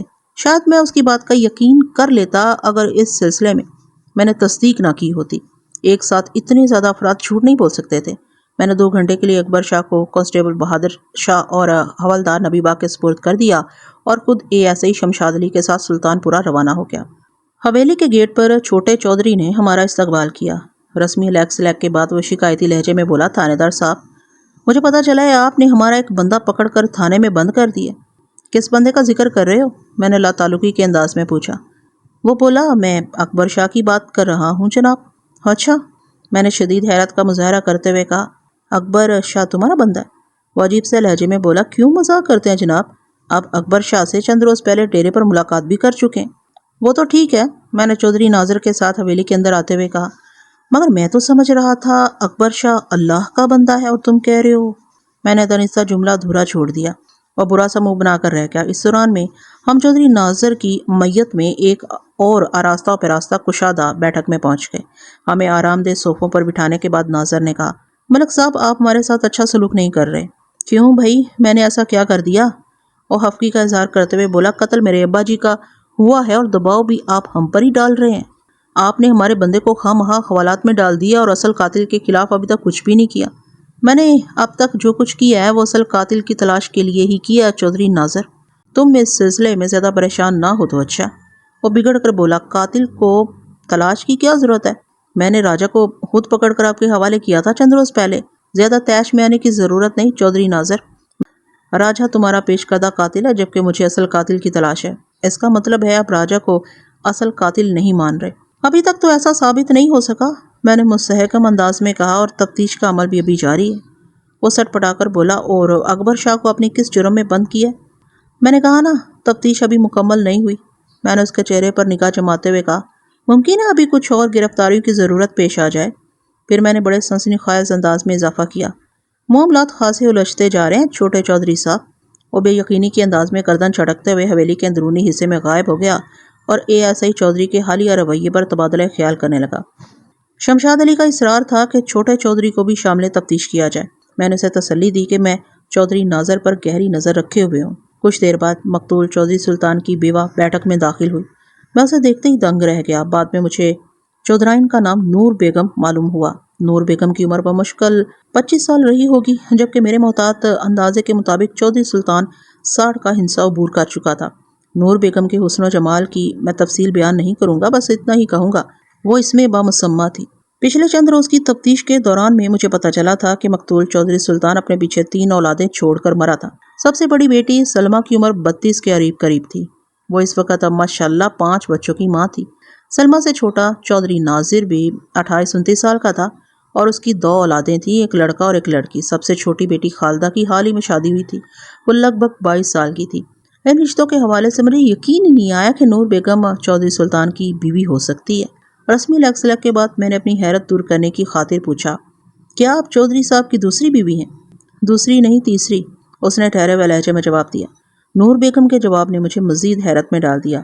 اس وقت ہم دونوں کے سوا بیٹھک میں اور کوئی موجود نہیں تھا۔ تھوڑی دیر پہلے میں نے ASI کو چودھری ناظر کے ساتھ ہی وہاں سے ہٹ جانے کا حکم دیا تھا۔ دراصل نور بیگم کی آمد پر ناظر بھی وہیں بیٹھک میں ہمارے پاس موجود رہنا چاہتا تھا، لیکن میں ناظر کی موجودگی میں نور بیگم سے کھل کر بات نہیں کر سکتا تھا۔ اس لیے اسے وہاں سے ٹالنے کے لیے میں نے شمشاد علی کو بھی بہانے سے باہر نکال دیا تھا۔ اب ہم آزادانہ گفتگو کر سکتے تھے۔ نور بیگم نے میرے چہرے پر نمودار ہونے والے حیرت و تذبذب کے تاثرات کو پھانپ لیا اور گہری سنجیدگی سے بولی، چودھری صاحب نے بھی 2 سال پہلے مجھ سے شادی کی ہے۔ یہ تینوں بچے یعنی ناظر، سلمہ، خالدہ ان کی دوسری بیوی حدیجہ کی اولادیں ہیں، جس کا 5 سال پہلے انتقال ہو گیا تھا۔ اور پہلی بیوی؟ بے اختیار میرے منہ سے نکل گیا۔ وہ افسوسناک انداز میں سر ہلاتے ہوئے بولی، شفیقہ بیچاری تو شادی کے 1 سال بعد ہی موت کے منہ میں چلی گئی تھی۔ اسے شدید قسم کا ہیضہ ہو گیا تھا۔ میں نے عام سے لہجے میں پوچھا، آپ کے کتنے بچے ہیں؟ وہ بری طرح چھینپ گئی۔ اس کی چھینپ میں کوئی غیر معمولی بات پوشیدہ تھی۔ مجھے یوں محسوس ہوا جیسے وہ مجھ سے کچھ چھپانے کی کوشش کر رہی ہو۔ فوری طور پر میں اس کی پردہ داری کے بارے میں کوئی اندازہ نہیں لگا سکا۔ مجھے خاموش اور میری نظر کو سوالیہ دے کر اس نے اضطراری انداز میں جواب دیا، میرے یہاں ابھی کوئی اولاد پیدا نہیں ہوئی۔ 2 سال پہلے ہی تو میری شادی ہوئی ہے۔ اس نے اولاد کی غیر موجودگی کا جو سبب بتایا تھا یا اس سلسلے میں جو دلیل دی تھی، وہ کسی بھی طور پر معقول نہ تھی۔ اولاد کی پیدائش کے لیے 2 سال کا عرصہ کافی ہوتا ہے۔ اس موقع پر بھی اس کے انداز نے مجھے شک میں مبتلا کر دیا۔ چند روز قبل اس جوان چودھرائن کے بوڑھے چودھری کا قتل ہو گیا تھا، اس لیے میں نے اس کی انتہائی نجی زندگی کو کریدنا مناسب نہ سمجھا اور اصل موضوع کی طرف آ گیا۔ نور بیگم کی بیٹھک میں آمد کے فوراً بعد ہاتھ تواضع کے وسیع اور ریس لوازمات بھی وہاں پہنچ گئے تھے، جن سے میں نور بیگم کی فرمائش پر گاہے بگاہے پوری طرح انصاف کر رہا تھا۔ میں نے نور بیگم کو مخاطب کرتے ہوئے گہری سنجیدگی سے کہا، آپ اس وقت جس جذباتی کیفیت سے گزر رہی ہیں، اس کا مجھے پوری طرح احساس ہے۔ میں آپ کے غم و دکھ میں برابر کا شریک ہوں، لیکن تفتیش اپنی جگہ بہت ضروری ہے۔ یہ اس لیے بھی ضروری ہے کہ اس سے آپ کے شوہر کا قاتل کیفر کردار کو پہنچے گا۔ میں آپ کی مجبوریوں کو سمجھتی ہوں ملک صاحب۔ اس نے مجھے تھانے دار کہنے کی بجائے نام سے پکارا۔ آپ اپنی کارروائی جاری رکھیں، مرنے والا تو مر گیا، کسی کی موت سے دنیا کے کام تو نہیں رک جاتے۔ مجھے بھی وقت گزرنے کے ساتھ صبر آ ہی جائے گا۔ میں نے تائیدی انداز میں کہا، بالکل ٹھیک کہہ رہی ہیں۔ وقت بہت بڑا مرہم ہے جو گہرے سے گہرے زخم کو بھی مندمل کر دیتا ہے۔ وہ ایک دکھ بھری آہ بھر کر خاموش ہو گئی۔ میں نے واضح طور پر محسوس کیا نور بیگم کو چودھری سلطان کی موت کا کچھ زیادہ غم نہیں تھا، اور یہ ایک عین فطری اور قدرتی بات تھی۔ جوان بیوی یا شوہر کو اپنے بوڑھے شریک حیات کی موت کا وہ صدمہ نہیں پہنچتا جو عام طور پر میاں بیوی کو پہنچتا ہے۔ میں نے نور بیگم سے استفسار کیا، آپ کے خیال میں چودھری صاحب کا قاتل کون ہو سکتا ہے؟ ناظر نے مجھے بتایا تھا آپ نے قاتل کو گرفتار کر لیا ہے۔ وہ ٹھوس لہجے میں بولی، اور بہت جلد آپ اس بدبخت کو پھانسی کے تختے تک پہنچانے والے ہیں۔ شاید اس لڑکے کا نام راجہ ہے۔ میں نے زیر لب مسکراتے ہوئے کہا، ہاں، اس لڑکے کا نام راجہ ہی ہے، مگر وہ چودھری ناظر اور اس کے ملازمین کے نزدیک چودھری سلطان کا قاتل ہے۔ کیا مطلب؟ میں سمجھی نہیں۔ اس نے چونک کر مجھے دیکھا، کہ آپ اسے قاتل نہیں سمجھتے؟ میں نے دیانتداری سے کہا، سچی بات یہ ہے کہ اب تک کی تفتیش سے کوئی ایسی بات سامنے نہیں آئی جس سے راجہ کا جرم ثابت ہوتا ہو۔ کمال ہے۔ اس نے حیرت امیز انداز میں آنکھیں پٹ پٹائیں۔ حالانکہ مجھے تو ناظر نے یہی بتایا تھا کہ راجہ کے سوا یہ کام کسی اور کا ہو ہی نہیں سکتا۔ وہ چودھری صاحب کو اپنا دشمن نمبر 1 سمجھتا تھا اور اکثر و بیشتر ان کے خلاف باتیں بھی کرتا رہتا تھا۔ اس موقع پر میں نے ضروری سمجھا کہ چودھری کی بیوہ سے 2 ٹوک بات کر لوں۔ میں نے کنکار کر گلا صاف کیا اور نہایت سنجیدہ انداز میں دریافت کیا کہ آپ کو معلوم ہے کہ راجہ کس بنا پر چودھری سلطان کو اپنا دشمن گردانتا تھا؟ وہ تامل کرتے ہوئے بولی، ہاں، میں نے اڑتی کچھ سنی تو ہے۔ مثلاً کیا سنی تھی؟ میں نے پوچھا۔ وہ سرسری انداز میں بولی، لگ بھگ 1 سال پہلے کسی اندھی لڑکی نے خودکشی کر لی تھی۔ سنا ہے راجہ اس چندا نامی لڑکی سے محبت کرتا تھا۔ اسے یہ غلط فہمی ہو گئی کہ چندا نے چودھری صاحب کی وجہ سے اپنی جان لے لی تھی، چنانچہ وہ چودھری صاحب کو اپنا دشمن خیال کرنے لگا۔ میں نے تیکھے لہجے میں سوال کیا، کیا آپ یہی سمجھتی ہیں کہ راجہ کو اس سلسلے میں غلط فہمی ہوئی تھی اور چودھری سلطان بالکل ہی بے قصور تھا؟ وہ نگاہ چراتے ہوئے بولی، میرا بھی یہی خیال ہے، اور میں نے کہا میں اس بات کی تصدیق کر چکا ہوں، اور میرے پاس کچھ شہادتیں بھی موجود ہیں کہ اس روز چودھری سلطان اس کے کڑچے اچھو نے چاچا نصیر کے گھر میں گھس کر بے بس اندھی لڑکی کو اپنے ظلم کا نشانہ بنانے کی کوشش کی تھی۔ اس سے قبل چودھری نے چاچا نصیر کو کسی کام سے گاؤں سے باہر بھیج دیا تھا تاکہ چندا پر ہاتھ صاف کرنے میں کوئی رکاوٹ باقی نہ رہے۔ وہ تو چندا کے بروقت شور شرابے نے چودھری اور اس کے چمچے کا کام خراب کر دیا، اور اپنے مذموم عزائم کی تکمیل سے پہلے ہی انہیں وہاں سے فرار ہونا پڑا۔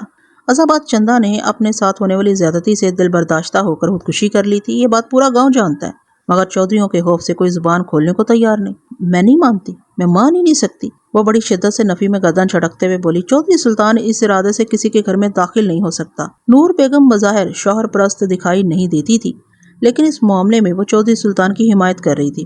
اگر اس کا یہ خیال تھا کہ چودھری ایسے کمزور کردار کا مالک نہیں تھا، تو پھر اس کا یہی مطلب تھا کہ وہ بہت بے خبر قسم کی بیوی تھی، کیونکہ اچھو نے ڈیرے پر چودھری کی جن سرگرمیوں کا ذکر کیا تھا ان سے چودھری کا کردار واضح ہو جاتا تھا۔ میں نے نور بیگم کی آنکھوں میں دیکھتے ہوئے کہا، کیا تم واقعی اپنے شوہر کو مضبوط کردار کا انسان سمجھتی ہو؟ اس کی گریز نما ہچکچاہٹ نے مجھے مخمصے میں ڈال دیا۔ وہ اپنی زبان سے یہی کہہ رہی تھی کہ چودھری سلطان کسی گھٹیا عجیب عیب و فعل میں ملوث نہیں ہو سکتا، تاہم اس کی آنکھیں اور جسمانی حرکات و سکنات اس کی زبان کا ساتھ نہیں دے رہی تھی۔ مجھے شک ہوا وہ چودھری کے معاملے میں کچھ چھپانے کی کوشش کر رہی تھی۔ شک پیدا ہو جانا کافی تھا۔ میں نے اسے باقاعدہ گھسنے کا فیصلہ کر لیا تاکہ کوئی چور اگر کہیں چھپا ہوا ہو تو وہ سامنے آ جائے۔ میں نے اسے پوچھا، کیا آپ جانتی ہو چودھری صاحب کی موت کہاں اور کن حالات میں واقع ہوئی؟ ہاں میں جانتی ہوں، وہ پرسکون انداز میں بولی۔ وہ اپنے ڈیرے پر رک گئے تھے، وہیں راجہ نے انہیں قتل کر دیا۔ وہ ڈیرے پر کس مقصد سے رکے تھے؟ مقصد کیا، بس رات گزارنے کو رک گئے ہوں گے، وہ تیز لہجے میں بولی۔ اس روز وہ گھر سے نکلتے وقت مجھ سے کہہ گئے تھے کہ اگر واپسی میں دیر ہو گئی تو وہ ڈیرے پر ہی رک جائیں گے۔ ایک لمحے کو رک کر اس نے میرے چہرے کے تاثرات کا جائزہ لیا اور بولی، یقیناً اس رات وہ بہت تاخیر سے لوٹے ہوں گے، اس لیے حویلی نہ آ سکے اور اس شیطان راجہ کو وار کرنے کا موقع مل گیا۔ میں نے اس کی بات ختم ہونے پر پوچھا، وقوعہ کے روز چودھری سلطان کہاں گیا ہوا تھا جو واپسی میں اسے دیر ہو گئی؟ اور وہ صورت نگر کے چودھری زمان خان سے ملنے گئے تھے، اس نے بتایا۔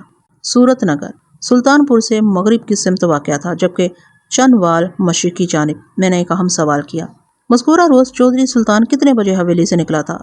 شام کے وقت، اس نے جواب دیا۔ نور بیگم کے جواب نے مجھے الجھا دیا۔ چودھری سلطان کے دستے راست اچھو نے مجھے بتایا تھا کہ وقوعہ کی رات چودھری 11 بجے ڈیرے پر پہنچا تھا۔ اس سے پہلے 10 بجے رات سامان تفریح یعنی کہ نمی وہاں پہنچ چکی تھی۔ اگر چودھری سلطان نور بیگم کے بیان کے مطابق واقعی شام کے وقت حویلی سے نکلا تھا تو پھر رات 11 بجے تک صورت نگر سے ہو کر واپس ڈیرے تک پہنچنا ممکن نہیں تھا۔ اس کا ایک ہی مطلب تھا، وہ صورت نگر کیا ہی نہیں ہوگا۔ میں نے سوچا، اچھو سے ملاقات پر میں صورت نگر کے حوالے سے اسے ضرور استفسار کروں گا۔ میں نے پوچھا، کیا اس سے پہلے بھی چودھری ڈیرے پر راتیں گزار چکا ہے؟ اس نے اس بات میں گردن ہلائی۔ ایسا اکثر و بیشتر ہوتا رہتا ہے، میں نے چپتے ہوئے لہجے میں دریافت کیا۔ اور تم یہی سمجھتی ہو کہ واپسی میں دیر ہو جانے کے سبب ڈیرے پر رک جاتا ہوگا؟ ہاں میں تو ایسا ہی سمجھتی ہوں، وہ چہرے پر حیرت سجاتے ہوئے بولی۔ کیا ایسا نہیں ہے ملک صاحب؟ اس نے سنجیدگی سے سوال کیا تھا، اس کے بعد مجھ پر فرض ہو جاتا تھا کہ میں اسے صورتحال سے آگاہ کروں۔ چودھری تو اب زندہ نہیں رہا تھا، تاہم شوہر کے بارے میں نور بیگم کی خوش فہمیاں آئندہ کوئی اور فتنہ جنم دے سکتی تھی۔ میں نے اس کے سوال کا جواب دیتے ہوئے کہا، اگر آپ واقعی ایسا سمجھتی ہو تو پھر میں یہی کہوں گا کہ آپ اپنے شوہر کی سرگرمیوں سے انتہائی بے خبر بیوی ہو۔ میں آپ کی بات کا مطلب نہیں سمجھ سکی، وہ حیرت سے پل کے چھبکتے ہوئے بولی۔ میں نے نہایت ہی مختصر اور جامع الفاظ میں نور بیگم کو چودھری سلطان کے غیر نصابی ذوق و شوق کے بارے میں بتایا تو وہ بڑی شدت سے نفی میں گردن ہلانے لگی۔ اس کی زبان پر ایک ہی جملے کی تکرار تھی، یہ نہیں ہو سکتا، یہ نہیں ہو سکتا۔ کیوں نہیں ہو سکتا نور بیگم؟ میں نے متعجب نظر سے اسے دیکھا۔ وہ ہونٹ بھینچ کر غیر یقینی انداز میں بولی، یقیناً آپ کو کوئی غلط فہمی ہوئی ہے۔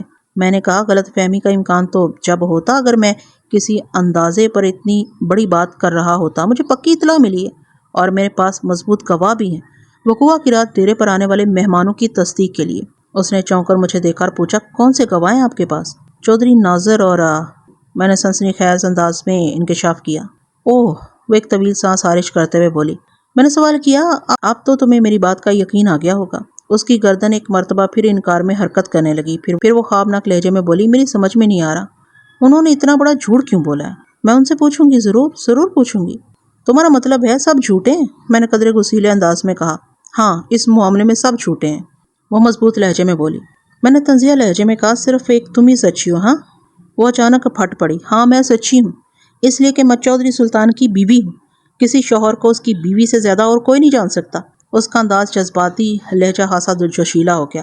میں جانتی ہوں چودھری سلطان ایسے معاملات میں ملوث نہیں ہو سکتا جن کا ذکر آپ کر رہے ہیں. کیا تم چودھری سلطان کو کوئی ولی اللہ سمجھتی ہو؟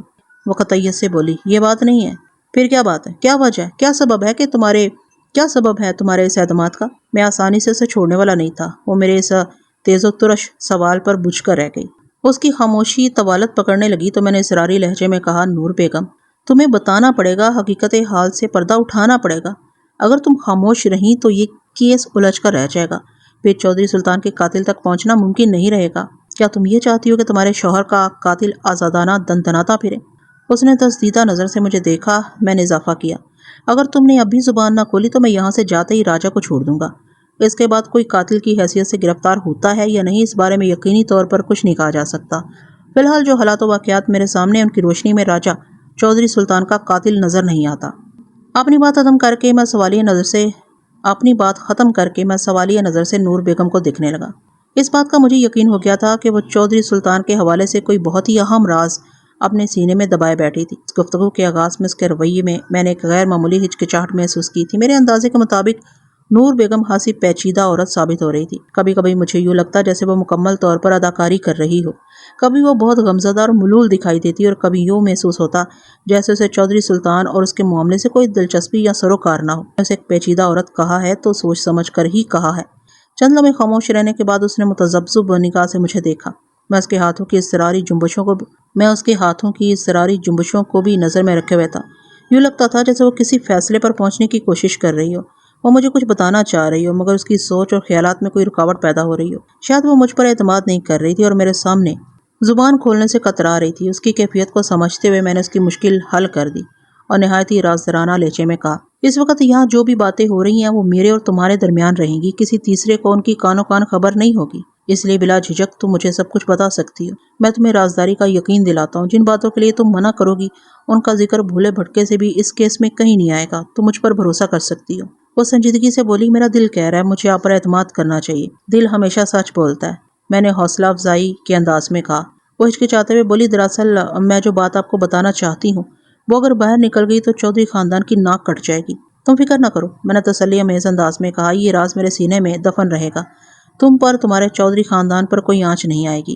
اس نے ہمت کر کے وہ سنسنی خیز راز اگل ہی دیا جو کافی دیر سے اپنے ہونٹوں میں دبائے بیٹھی تھی. اس کی لرزتی ہوئی آواز نے میری سماعت کو تھرتھرا دیا. جس شخص کا چراغ گل ہو چکا ہو وہ کسی عورت کے ساتھ گزارے ہوئے وقت کو کیسے اجال سکتا ہے ملک صاحب؟ ملک صفدر حیات یعنی میں حیرت سے منہ کھول کر نور بیگم کا منہ تکنے لگا. کسی شوہر کے بارے میں اس کی بیوی کو سب سے زیادہ صائب الرائے سمجھا جاتا بیچ اس معاملے کے. تھانے کی طرف واپسی کے سفر میں میرا ذہن متعدد محاذوں پر نبرد آسماں تھا. اچھو نے اپنے ولی نعمت چودھری سلطان کی فتوحات کا جو نقشہ کھینچا تھا, نور بیگم کے چند سنجیدہ اور پرمعنی الفاظ نے اس پر خط تنسیق کھینچ دیا تھا. دونوں میں سے کوئی ایک دروغ گو درجہ اول تھا. اچھو یا نور بیگم, وہ یہ جھوٹ کسی خاص مقصد کے تحت بول رہے تھے. چودھری سلطان کی اہلیت کے بارے میں اس تضاد نے مجھے گھما کر رکھ دیا. میں نے ASI کو صورتحال سے آگاہ کیا تو اس نے فوراً مشورہ دیا, ملک صاحب ہمیں پہلی فرصت میں اچھو پر ہاتھ ڈال دینا چاہیے. ممکن ہے سختی کے بعد وہ کچھ اگل ہی دے. تمہارا مشورہ تو درست ہے, میں نے کہا, لیکن میں اس معاملے کو جتنا نازک اور حساس محسوس کر رہا ہوں اس کا تقاضا ہے کہ ہمیں اچھو کو ٹچ کرتے ہوئے بہت احتیاط سے کام لینا ہوگا.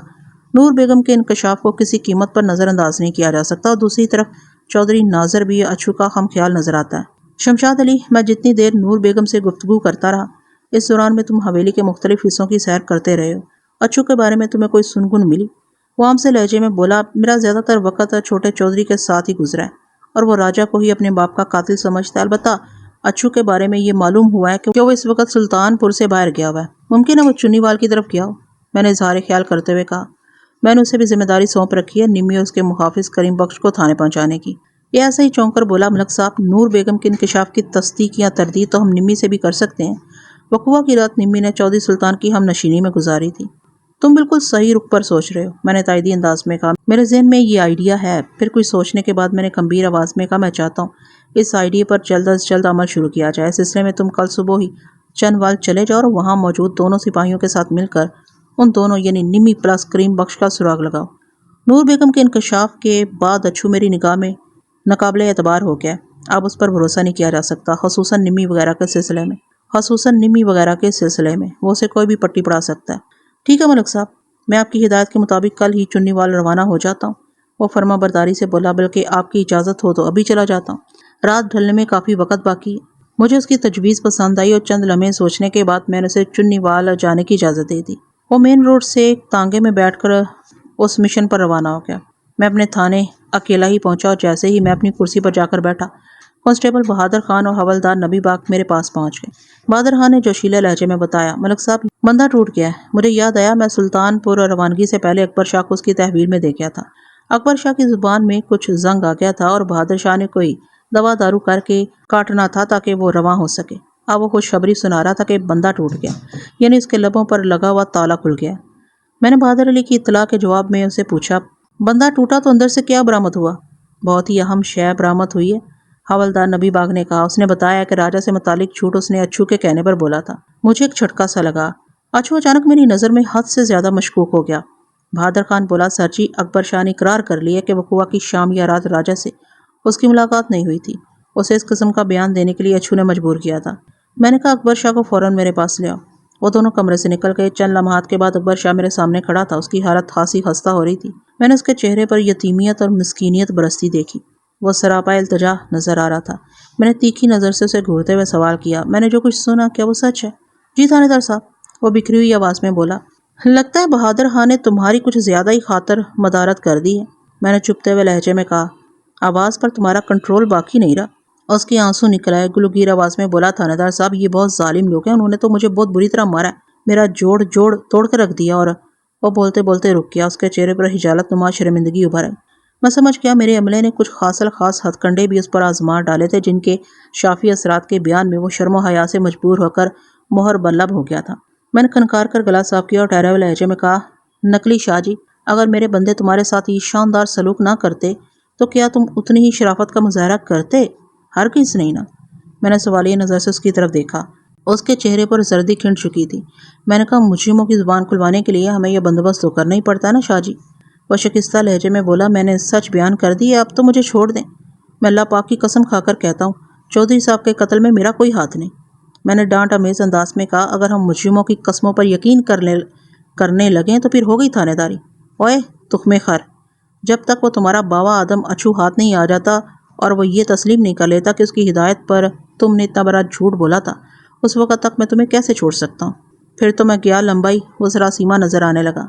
میں نے کہا، تم لمبے بھی جا سکتے ہو اور بے انتہا چوڑے بھی، کان کھول کر سن لو، کہیں یہ نہ سمجھنا کہ میں نے تمہارے بیان پر آنکھ بند کر کے یقین کر لیا۔ ہو سکتا ہے تم نے اپنی جان چھڑانے کے لیے اچھو کا نام پیش کر دیا ہو اور یہاں سے جاتے ہی ایسے غائب ہو جاؤ جیسے تمہارے باپ کے سر سے سینگ۔ جناب، وہ گھگیانے لگا۔ میں نے کہاں جانا ہے؟ سلطان پور چھوڑ کر؟ سلطان پور تو بہت دور کی بات ہے بچو، میں نے دھمکی آمیز لہجے میں کہا۔ جب تک اچھو سے تمہارے بیان کی تصدیق نہیں ہو جاتی تو میرے تھانے کی حوالات سے ایک قدم باہر نہیں نکال سکتے، کیا سمجھے؟ وہ گڑ گڑا کر میری منتیں کرنے لگا، مجھے خدا رسول کے واسطے دے کر التجا کرنے لگا، لیکن اس کے لیے میرے دل میں ذرا سی بھی نرمی پیدا نہ ہوئی اور میں نے اسے بری طرح جھڑک کر چپ کرا دیا۔ وہ سزائے موت کے قیدی کی طرح سمن بکمن دکھائی دینے لگا۔ میں نے اسے استفسار کیا، اگر فرض کر لیا جائے کہ اچھو نے واقعی تمہیں یہ جھوٹ بولنے کی ہدایت کی تھی تو پھر تمہارے خیال میں اس نے ایسا کس مقصد کے لیے کیا ہوگا؟ وہ خوفزدہ لہجے میں بولا، جناب میں نہیں جانتا اچھو نے مجھ سے جھوٹ کیوں بلوایا تھا، میں تو نوکر ہوں جی، اچھو چودھری صاحب کا خاص بندہ ہے، میں اس کا حکم ٹال کر زندہ کیسے رہتا؟ اتنا کہہ کر اس نے ایک جھجھری لی اور وحشت زدہ نظر سے مجھے تکتے ہوئے بولا، پتہ نہیں یہ لوگ اب میرا کیا حشر کریں گے۔ جب اچھو اور چودھری ناظر کو یہ معلوم ہوگا کہ میں نے ان کے خلاف بیان دیا تو وہ میری کھال کھینچ لیں گے۔ میں نے پوچھا، تم نے تو صرف اچھو کے بارے میں ہمیں بتایا، چودھری ناظر تمہیں کوئی نقصان کیوں پہنچائے گا؟ وہ جناب اچھو چودھری کا خاص آدمی ہے، وہ سمجھانے والے انداز میں بولا، چودھری ناظر اسی کی حمایت کرے گا؟ اچھا، میں نے سرسری انداز میں کہا، میں سمجھا شاید وہ دونوں اندر سے ملے ہوئے ہیں۔ بات ختم ہوتے ہی میں نے تنقیدی نظر سے اکبر شاہ کے چہرے کا جائزہ لیا۔ یہ بات میں نے خاص طور پر اکبر شاہ کو چیک کرنے کے لیے کی تھی تاکہ وہ اگر کسی قسم کی سازش سے واقف ہو تو پتہ چل سکے، لیکن اس کے چہرے پر ایسے تاثرات نمودار نہیں ہوئے جو اس کی جانکاری کو کھول دے۔ وہ سادہ سی نظر سے مجھے دیکھتا رہا۔ میں نے اسے پوچھا اکبر شاہ تمہارے خیال میں چودھری سلطان کو کس نے قتل کیا ہے؟ اس کے کچھ بولنے سے پہلے ہی میں نے وضاحت کر دی۔ وہ پہلے والا گھسا پٹا جواب نہ دینا کہ راجا نے۔ اب حالات بدل گئے جس کا تم بھی بخوبی اندازہ لگا چکے ہو۔ خدا کے واسطے تھانے دار صاحب آپ میری بات کا یقین کریں۔ وہ باقاعدہ ہاتھ جوڑتے ہوئے بولا میں نے نہ تو چودھری صاحب کو قتل کیا اور نہ ہی اس بارے میں میں کچھ جانتا ہوں۔ میں نے کہا اور تم نمی اور کریم بخش کے بارے میں کیا جانتے ہو؟ وہ میں آپ کو بتا چکا ہوں جی۔ وہ رونی صورت بنا کر بولا۔ میں نے سخت لہجے میں کہا جو کچھ تم نے اس رات بتایا تھا اس بیان میں کوئی گڑبڑ تو نہیں؟ میرا مطلب ہے اچھو کی کسی خاص ہدایت کے تحت تم نے وہ بیان تو نہیں دیا تھا نا؟ نہیں جناب، وہ نفی میں سر ہلاتے ہوئے بولا وہ سب کچھ سچ ہے۔ یعنی جب نمی اور کریم بخش ڈیرے سے روانہ ہوئے تو تم وہاں موجود نہیں تھے؟ میں نے اس کی آنکھوں میں جھانکتے ہوئے کہا تم پانی وغیرہ کے سلسلے میں کھیتوں کی طرف گئے ہوئے تھے، اس لیے تمہیں نہیں معلوم کہ وہ دونوں کب اور کس وقت ڈیرے سے رخصت ہوئے؟ وہ اس بات میں جواب دیتے ہوئے جلدی سے بولا جی ہاں جی، اس صبح میں 5 بجے ڈیرے سے نکل گیا تھا اور میری واپسی 7 بجے کے قریب ہوئی تھی۔ ٹھیک ہے، تمہارے اس بیان کو میں جلد ہی چیک کر لوں گا۔ پھر میں نے نبی با کو مخاطب کرتے ہوئے تحکمانہ لہجے میں کہا اسے لے جا کر حوالات میں بند کر دو۔ اکبر شاہ کے چہرے نے یوں رنگ بدلا جیسے ابھی ابھی سے سزائے موت سنا دی گئی ہو۔ وہ کھکھیایا تھانے دار صاحب آپ مجھے دوبارہ اس کے حوالے کر رہے ہیں؟ بھائی ایک حوالاتی کو حوالدار کے حوالے ہی تو کیا جائے گا، میں نے سادگی سے کہا۔ وہ سراپا منت بن گیا جناب یہ بہت ظالم لوگ ہیں، انہوں نے میرے ساتھ بہت برا سلوک کیا ہے، بہت برا سلوک کیا۔ اب کہیں یہ میں نے اس کا جملہ مکمل ہونے سے پہلے ہاتھ اٹھا کر کہا اب یہ تمہیں کچھ بھی نہیں کہیں گے، لیکن یہ نہ سمجھنا کہ کسی قسم کی غلط بیانی کر کے تم ان سے محفوظ رہ سکو گے۔ حوالات میں بیٹھ کر ٹھنڈے دل و دماغ سے سوچو، اگر تم نے اپنے بیان میں کہیں کوئی گڑبڑ کی ہے، مجھے چکر دینے کے لیے تم نے دروغ گوئی سے کام لیا ہے تو فوراً اس غلطی کی اصلاح کر لو، ورنہ بعد میں اگر مجھے پتہ چلا تو تمہیں ان لوگوں سے کوئی نہیں بچا سکے گا جنہیں تم ظالم کہہ رہے ہو۔ وہ خاموشی سے سر جھکا کر حوالدار نبی باغ کے ساتھ وہاں سے چلا گیا۔ اچھو کی ذات میری نگاہ میں حد درجہ مشکوک ہو چکی تھی۔ میں نے پہلی فرصت میں اس کی گرفتاری کے لیے چھوٹی سی ٹیم ترتیب دی۔ 3 رکنی اس پارٹی میں سپاہی بہادر خان بھی شامل تھا۔ انہوں نے سادہ لباس میں سلطان پور اور اس گاؤں کے داخلی راستے کی نگرانی کرنا تھی، اور جیسے ہی اچھو کی کوئی سنگن ملتی یا کہیں اور اس کی جھلک دکھائی دیتی وہ فوراً اسے گرفتار کر لیتے۔ یہ بات آج مجھے معلوم ہو چکی تھی کہ اچھو گاؤں سے کہیں باہر گیا ہوا تھا۔ اگر وہ ہمارے ہاتھ آ جاتا تو گویا اس کیس کی گمشدہ کڑیاں ہمیں مل جاتی، اور ایسا ہونے میں زیادہ دیر نہیں تھی۔ میں تھانے سے اٹھنے کی تیاری کر رہا تھا کہ ASI شمشاد علی اپنے لاؤ لشکر کے ساتھ آن پہنچا۔ اس لاؤ لشکر میں سپاہیوں کے علاوہ نمی اور کریم بخش بھی شامل تھے۔ میں نے آج ASI کو چنوال اسی مقصد کے لیے بھیجا تھا۔ وہ کامیاب لوٹا تو مجھے بے حد خوشی ہوئی۔ یہ اتنی بڑی فتح تھی کہ میں نے اپنی کرسی چھوڑنے کا فیصلہ ترک کر دیا۔ شمشاد علی نے میرے پاس آ کر مختصر رپورٹ دی، جس کے مطابق نمی اور اس کے رکھوالے نے ان کے ساتھ تھانے آنے میں کسی ضد یا اڑی کا مظاہرہ نہیں کیا تھا۔ میں نے فوراً دونوں پنچھیوں کو اپنے کمرے میں بلا لیا۔ ان کے چہرے پر گھبراہٹ یا کسی قسم کا خوف نہیں تھا۔ ASI چودھری سلطان کے قتل کے بارے میں انہیں چیدہ بتا چکا تھا، تاہم نور بیگم کے انکشاف کے حوالے سے اس نے انہیں قریدنے کی کوشش نہیں کی تھی۔ میں نے باری باری دونوں کو مخاطب کرتے ہوئے استفسار کیا تمہیں یہ تو پتہ چل گیا ہوگا کہ یہاں کیوں بلایا گیا؟ کریم بخش نے جواب دیا مائی باپ آپ کے بندے نے بتایا کہ جس دن ہم ڈیرے پر آئے تھے اسی روز کسی نے چودھری صاحب کو قتل کر دیا تھا۔ اسی سلسلے میں آپ نے ہم سے پوچھ پرتیت کرنا ہے۔ تمہیں میرے بندے ASI نے بالکل ٹھیک بتایا، میں نے مانی خیال انداز میں سر ہلاتے ہوئے کہا۔ پھر کیا ارادہ ہے، سچ بولو گے یہاں؟ میں نے دانستہ جملہ دھورا چھوڑ دیا۔ نمی جلدی سے بولی نا جی، ہمیں بھلا جھوٹ بولنے کی کیا ضرورت ہے، آپ پوچھیں کیا پوچھنا ہے، میں ایک بات 16 آنے سچ بتاؤں گی، ہم کوئی چور تھوڑے ہیں جو ادھر ادھر کی کریں۔ نمی اپنے چہرے سے عمر کی چور دکھائی دیتی تھی، وہ کسی بھی طور 22-23 سے زیادہ کی نظر نہیں آتی تھی، تاہم میری تجربے کار اور ماہرانہ نظر نے بخوبی حساب لگا لیا کہ وہ پیشہ ور عورت 30 کے قریب تھی۔ اس کی اداؤں کی تفصیل بیان کرنے کی ضرورت نہیں، وہ نیم گندمی رنگت کی مالک ایک پرکشش عورت تھی۔ میں نے زیر لب مسکراتے ہوئے سادہ سے انداز میں کہا نمی چور تو تم ہو، اب ادھر ادھر کی کرتی ہو یا نہیں اس کا میں پتہ چلا لوں گا۔ نا جی تھانے دار صاحب، وہ آنکھیں مٹکاتے ہوئے بولی میں نے کس کی چوری کی ہے؟ عمر کی، میں نے بھی اسی کے انداز میں جواب دیا۔ اس نے حیرت امیز انداز میں آنکھیں پھیلائیں اور ہونٹوں کو تشویشناک انداز میں سکیڑتے ہوئے بولی یہ عمر دین کون ہے جی، اور میں نے اس کی کیا چیز چوری کی ہے؟ میں عمر دین کی نہیں عمر کی بات کر رہا ہوں، میں نے کہا۔ پر کیا مطلب جی، الجھ کر بولی۔ کریم بخش میری بات کی تہہ تک پہنچ گیا۔ اس نے نمی کی طرف دیکھتے ہوئے کہا جھلیے تو تھانے دار ہوراں دی بات نہیں سمجھی، وہ تیری عمر کی بات کر رہے ہیں، ان کا مطلب ہے کہ تو اپنی عمر سے بہت چھوٹی لگتی ہو، عمر چور اسی کو کہتے ہیں۔ اپنے بارے میں یہ تعریفی کلمات سن کر نمی خوش ہو گئی، بانچیں پھیلاتے ہوئے بولی کیا کریں جی، اپنا خیال تو رکھنا ہی پڑتا ہے نا، اگر میں اپنے حسن و جوانی پر توجہ نہ دوں تو اس وقت 40 کی نظر آؤں، بس جی اپنے پیشے کا تقاضا ہوتا ہے، وہ ایک ادا سے بولی۔ میں فوراً اصل موضوع کی طرف آ گیا اور ان سے علیحدہ تفتیش شروع کر دی۔ نمی کو باہر بھیج کر پہلے میں نے کریم بخش کو گھسنے کا فیصلہ کیا۔ یہ طریقہ میں نے اس لیے اختیار کیا تھا کہ وہ ایک دوسرے کے بیان سے فائدہ نہ اٹھا سکیں۔ اگر اس معاملے میں وہ کسی بھی حوالے سے ملوث تھے تو ان کے جھوٹ کو پکڑنے میں آسانی ہو جاتی۔ کریم بخش کی عمر 50 کے قریب تھی اور وضاقتہ بالکل ویسی ہی تھی جو اس کی معاش کے لوگوں کی ہوتی ہے۔ کوئی سر پر اپنے پیشے کی نیم پلیٹ لگا کر یہ کاروبار نہیں کرتا۔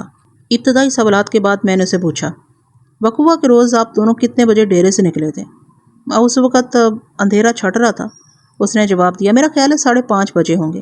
میں نے پوچھا، مجھے ڈیرے کے ایک ملازم کی زبانی پتہ چلا ہے تم 5 بجے سوئے پڑے تھے، کیا تمہیں نمی نے آ کر جگایا تھا؟ یہ بات میں نے ایسے ہی اسے گھیرنے کے لیے کی تھی، ورنہ اکبر شاہ نے مجھے بتایا تھا جب وہ کھیتوں کی طرف گیا تو اس نے کریم بخش والے کمرے میں جھانک کر نہیں دیکھا تھا۔ کریم بخش نے میرے سوال کے جواب میں بتایا، تھانے دار صاحب، پتہ نہیں آپ کو کس ملازم نے کیوں یہ بتایا کہ میں 5 بجے سویا پڑا تھا، حالانکہ اس رات تو مجھے نیند ہی نہیں آئی تھی۔ نمی جب چودھری سلطان کے کمرے سے فارغ ہو کر میرے پاس آئی تو میں اس وقت جاگ رہا تھا۔ وہ بات کرتے کرتے اچانک خاموش ہو گیا، پھر مجھ سے پوچھنے لگا، آپ کو یہ بات اچھو نے بتائی یا اکبر شاہ نے؟ کیونکہ ان دونوں کے سوا اس رات ڈیرے پر کوئی بھی نہیں تھا۔ میں نے اس کے سوال کا جواب نہیں دیا اور ایک اہم سوال کر ڈالا، کریم بخش، اچھی طرح سوچ کر بتاؤ۔ تھانے دار صاحب، پتہ نہیں آپ کو کس ملازم نے اور کیوں یہ بتایا کہ میں 5 بجے سویا پڑا تھا، حالانکہ اس رات تو مجھے نیند ہی نہیں آئی تھی۔ نمی جب چودھری سلطان کے کمرے سے فارغ ہو کر میرے پاس آئی تو میں اس وقت جاگ رہا تھا۔ وہ بات کرتے کرتے اچانک خاموش ہو گیا، پھر مجھ سے پوچھنے لگا، آپ کو یہ بات اچھو نے بتائی ہے یا اکبر شاہ نے؟ کیونکہ ان دونوں کے سوا اس رات ڈیرے پر اور کوئی بھی نہیں تھا۔ میں نے اس کے سوال کا جواب نہیں دیا اور ایک اہم سوال کر ڈالا، کریم بخش، اچھی طرح سوچ سمجھ کر بتاؤ، وقوع کی رات جب تم دونوں ڈیرے سے رخصت ہوئے تو وہاں اور کون کون تھا؟ بتا تو دیا جناب، وہ حفقِ امیز انداز میں بولا، چودھری سلطان کے علاوہ اچھو اور اکبر شاہ ہی تھے وہاں۔ جب ہم ڈیرے سے روانہ ہوئے تو اکبر شاہ پانی کے سلسلے میں کھیتوں کی طرف جا چکا تھا۔ ڈیرے پر اس وقت چودھری سلطان اور اچھو ہی موجود تھے۔ اچھو نے مجھے بتایا تھا جب نمی اور کریم بخش ڈیرے سے نکلے تو وہ گہری نیند میں تھا۔ اپنے بیان کے مطابق وہ صبح 6 بجے سو کر اٹھا تھا، پھر 7 بجے اس نے چودھری سلطان کے کمرے میں جھانکا تو اس وقت تک چودھری اس دنیا سے حالی ہاتھ اٹھ چکا تھا۔ میں نے اسی تناظر میں کریم بخش سے پوچھا، تمہاری روانگی کے وقت اچھو اور چودھری جاگ رہے تھے یا سو چکے تھے؟ وہ پروسوک انداز میں بولا، وہ دونوں اس وقت جاگ رہے تھے۔ اس کے جواب نے مجھے چونکا دیا۔ اچھو کا ایک اور فاش جھوٹ سامنے آ رہا تھا۔ میں نے تصدیقی انداز میں کریم بخش کو ٹٹولا، کہیں جواب دینے میں تم کوئی غلطی تو نہیں کر رہے ہو؟ کیا تمہیں اس بات کا پوری طرح احساس ہے کہ جو کچھ تم نے مجھے بتایا ہے اس میں کوئی ہیر پھیر نہیں؟ آپ کو کس قسم کے ہیر پھیر کا شک ہے تھانے دار صاحب؟ وہ سنجیدگی سے بولا۔ میں نے کہا، مجھے پتا چلا ہے تمہاری روانگی کے وقت اچھو گہری نیند میں تھا، سوال ہی پیدا نہیں ہوتا۔ وہ اپنے ہاتھ پر ہاتھ مارتے ہوئے بولا، مجھے اچھی طرح یاد ہے وہ دونوں جاگ رہے تھے، بلکہ اچھو تو ڈیرے کے گیٹ تک ہمارے ساتھ آیا تھا۔ کریم بخش کا انکشاف نہایت ہی سنسنی خیز تھا۔ میں ان تمام حجت کے طور پر کہا، کریم بخش سوچ لو، اگر بعد میں تمہاری بات غلط ثابت ہوئی تو سمجھ لو میں تمہیں زندہ زمین میں گڑوا دوں گا۔ اس موقع پر کریم بخش نے ایک عجیب و غریب مگر سچائی سے قریب بات کی۔ وہ نہایت ہی ٹھہرے ہوئے لہجے میں بولا، تھانے دار صاحب، ہم کنجر ضرور ہیں لیکن زبان کے گھر ہیں، اگر میری بات میں رتی برابر بھی کھوٹ نکل آئے تو اپنی زبان کٹوا دوں گا۔ ایک لمحے کے توقف سے اس نے بڑے جذباتی انداز میں کہا، آپ اچھو کو میرے سامنے لائیں، میں اس کی آنکھوں میں آنکھیں ڈال کر بھی یہ سچائی بیان کر سکتا ہوں۔ ہم اپنی محنت کی کمائی کھاتے ہیں، کسی کی دی ہوئی بھیک یا خیرات نہیں۔